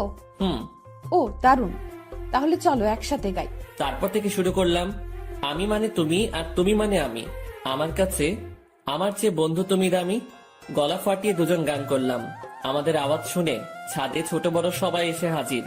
আমরা সবাই গোল হয়ে বসলাম। আগুনটাও বড় করা হলো। তারপর সবাই মিলে আবার গান ধরলাম। রাতটা যে এমন হবে কখনো কল্পনাও করিনি। বাসার সবাই এসেছে, শুধু ইরার বাবা বাদে। আড্ডা শেষে রুমে আসলাম। ইরা তার রুমে গিয়ে ঘুমিয়েছে, আমি আমার রুমে শুয়ে পড়লাম। পরদিন সকালবেলা অফিসে গেলাম দুজন। আগের দিনের মতো ডিউটি করে রাতে বাসায় ফিরলাম। এখন আমি একা রুমে থাকি না, বাসার সবার সাথে আড্ডা দিই, কথা বলি। দিন দিন আনন্দগুলো বাড়ছিল। কথায় আছে, আনন্দ সুখ বেশি সময়ের জন্য নয়। সত্যি তাই। ইরার বাবা এসে আমাকে জানিয়ে দিয়ে গেলেন কাল আমাদের বিয়ে, আর কালকে আমাদের বাসা ছাড়তে হবে। আমি আর ইরা বসে বসে ভাবছি কি করা যায়। দোস্ত শুন, এভাবে লাভ নেই, ব্যাগ গুছিয়ে ফেল। তাহলে আমরা কাল চলে যাচ্ছি? হ, যাচ্ছি। অন্য কারোর সাথে বিয়ে হলে তো যেতেই হতো, তাই না? হুম। তো ব্যাপারটাকে স্বাভাবিক নেওয়ার দরকার না? হ্যাঁ, ঠিক বলেছেন। এখানে আমার সম্পত্তির দাবি নিয়ে থাকতে পারতাম, বাট ঠিক হবে না। ওসব ব্যাপার নিয়ে কথা না বলাই ভালো। ওনাদের ভালোবাসা নিয়েই আমরা বাসা থেকে চলে যাব, ওটাই আমাদের সম্পত্তি। তো যা, তোর ব্যাগ গুছিয়ে নে। রাতে ব্যাগপত্র গুছিয়ে নিলাম। সকালবেলা আমাদের বিয়ে হলো। আমার পক্ষ থেকে ইরার কাকা মুরব্বি হলেন। বিয়ের সব কাজ শেষে খাওয়া দাওয়া শেষ, এবার আমাদের যাওয়ার পালা। আমরা রাতে প্ল্যান করেছি বিয়ে করি আর যাই করি অফিস মিস দেওয়া যাবে না। এখান থেকে অফিসে যাব, তারপর কারো মাধ্যমে আমরা একটা বাসা ভাড়া নিব। রাতে আমাদের বাসা হবে। ইরা সবার কাছ থেকে হাসি মুখে বিদায় নিচ্ছে। ওকে দেখে মনে হচ্ছে না একটু আগে ওর বিয়ে হয়েছে, আর পরিবার ছেড়ে আমার সাথে চলে যাচ্ছে। আমরা বাড়ির মেইন দরজা পার হতে না হতেই ইরার বাবা আমাদের আটকিয়ে দিল। কোথায় যাচ্ছ তুমি? কোথায় আবার বিয়ে হয়েছে? এখন কি আর একটা বাড়ি আছে আমার? আমার ঠিকানা তো এখন শ্বশুর বাড়ি, সেখানেই যাচ্ছি। এই বাড়িটাই তো তোমার। যতই আমার হোক, আমি তো এখানে থাকবো না। তুমি আমার উপর রেগে আছো? না, রাখবো কেন? তো চলে যাচ্ছ কেন আমাদের ছাড়া? তুমি তো যেতে বলেছো। কোথাও যেতে হবে না, আমি শুধু তোমাদের ভালোবাসাটা পরীক্ষা করে দেখলাম। কথাটা বলা মাত্রই ইরা তার বাবাকে জড়িয়ে ধরে কান্না করলো। পরে আমরা দুজন জানতে পারলাম এটা তাদের একটা প্ল্যান ছিল। কান্নাকাটি শেষে আমরা আমাদের রুমে ফিরে আসলাম। তখনই অফিসে যেতে চাইছিলাম, সবাই ধরে আমাদেরকে উপরে পাঠিয়ে দিয়েছে। যাক, এখন থেকে আমি দুষ্টামি করতে পারবো। এবার ওনাকে একটু দেখিয়ে দেই আমি কি পারি। ইরা শাড়ি পরেছিল, আমি তার কাছে গিয়ে জড়িয়ে ধরে এক হাত তার পেটে রাখলাম। ওই, কি করিস তুই? কি করি মানে, বুঝছো না? তুই ছাড়। না, ছাড়বো না। আরে ভাই, এগুলো এখনই না, দেরি আছে। আমার কিছু কথা আছে। কোনগুলো? এখনই না। তুই যা করছিস। আমি তো কিছুই করছি না, বা করতে চাইছি না। তাহলে এখানে হাত দিয়েছিস কেন? এমনি। এমনি, তাই না? ইরাকে ছেড়ে দিলাম। ও বলতে শুরু করলো, স্যার, আমাদের বিয়ে হলো, এই শুকরিয়া আদায়ের জন্য দুইজন নফল নামাজ পড়বো। আচ্ছা। মন খারাপ হয়েছে? কই না। দেখতে পাচ্ছি। মনে মনে আমার সাথে ব্রেকআপ করলা নাকি?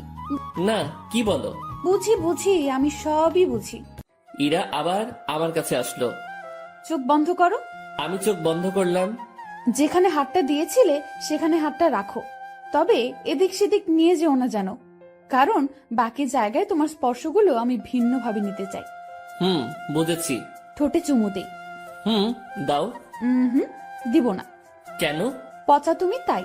আমি কি করলাম? আমাকে আমার বাবা মার কাছ থেকে চুরি করেছো। আচ্ছা, তাহলে তাদের জিনিস ফেরত দিয়ে আমি চলে যাই? এই না। কেন? কারণ আমি চোরের প্রেমে আহত। দুজন মুচকি হেসে একে অপরকে জড়িয়ে ধরলাম।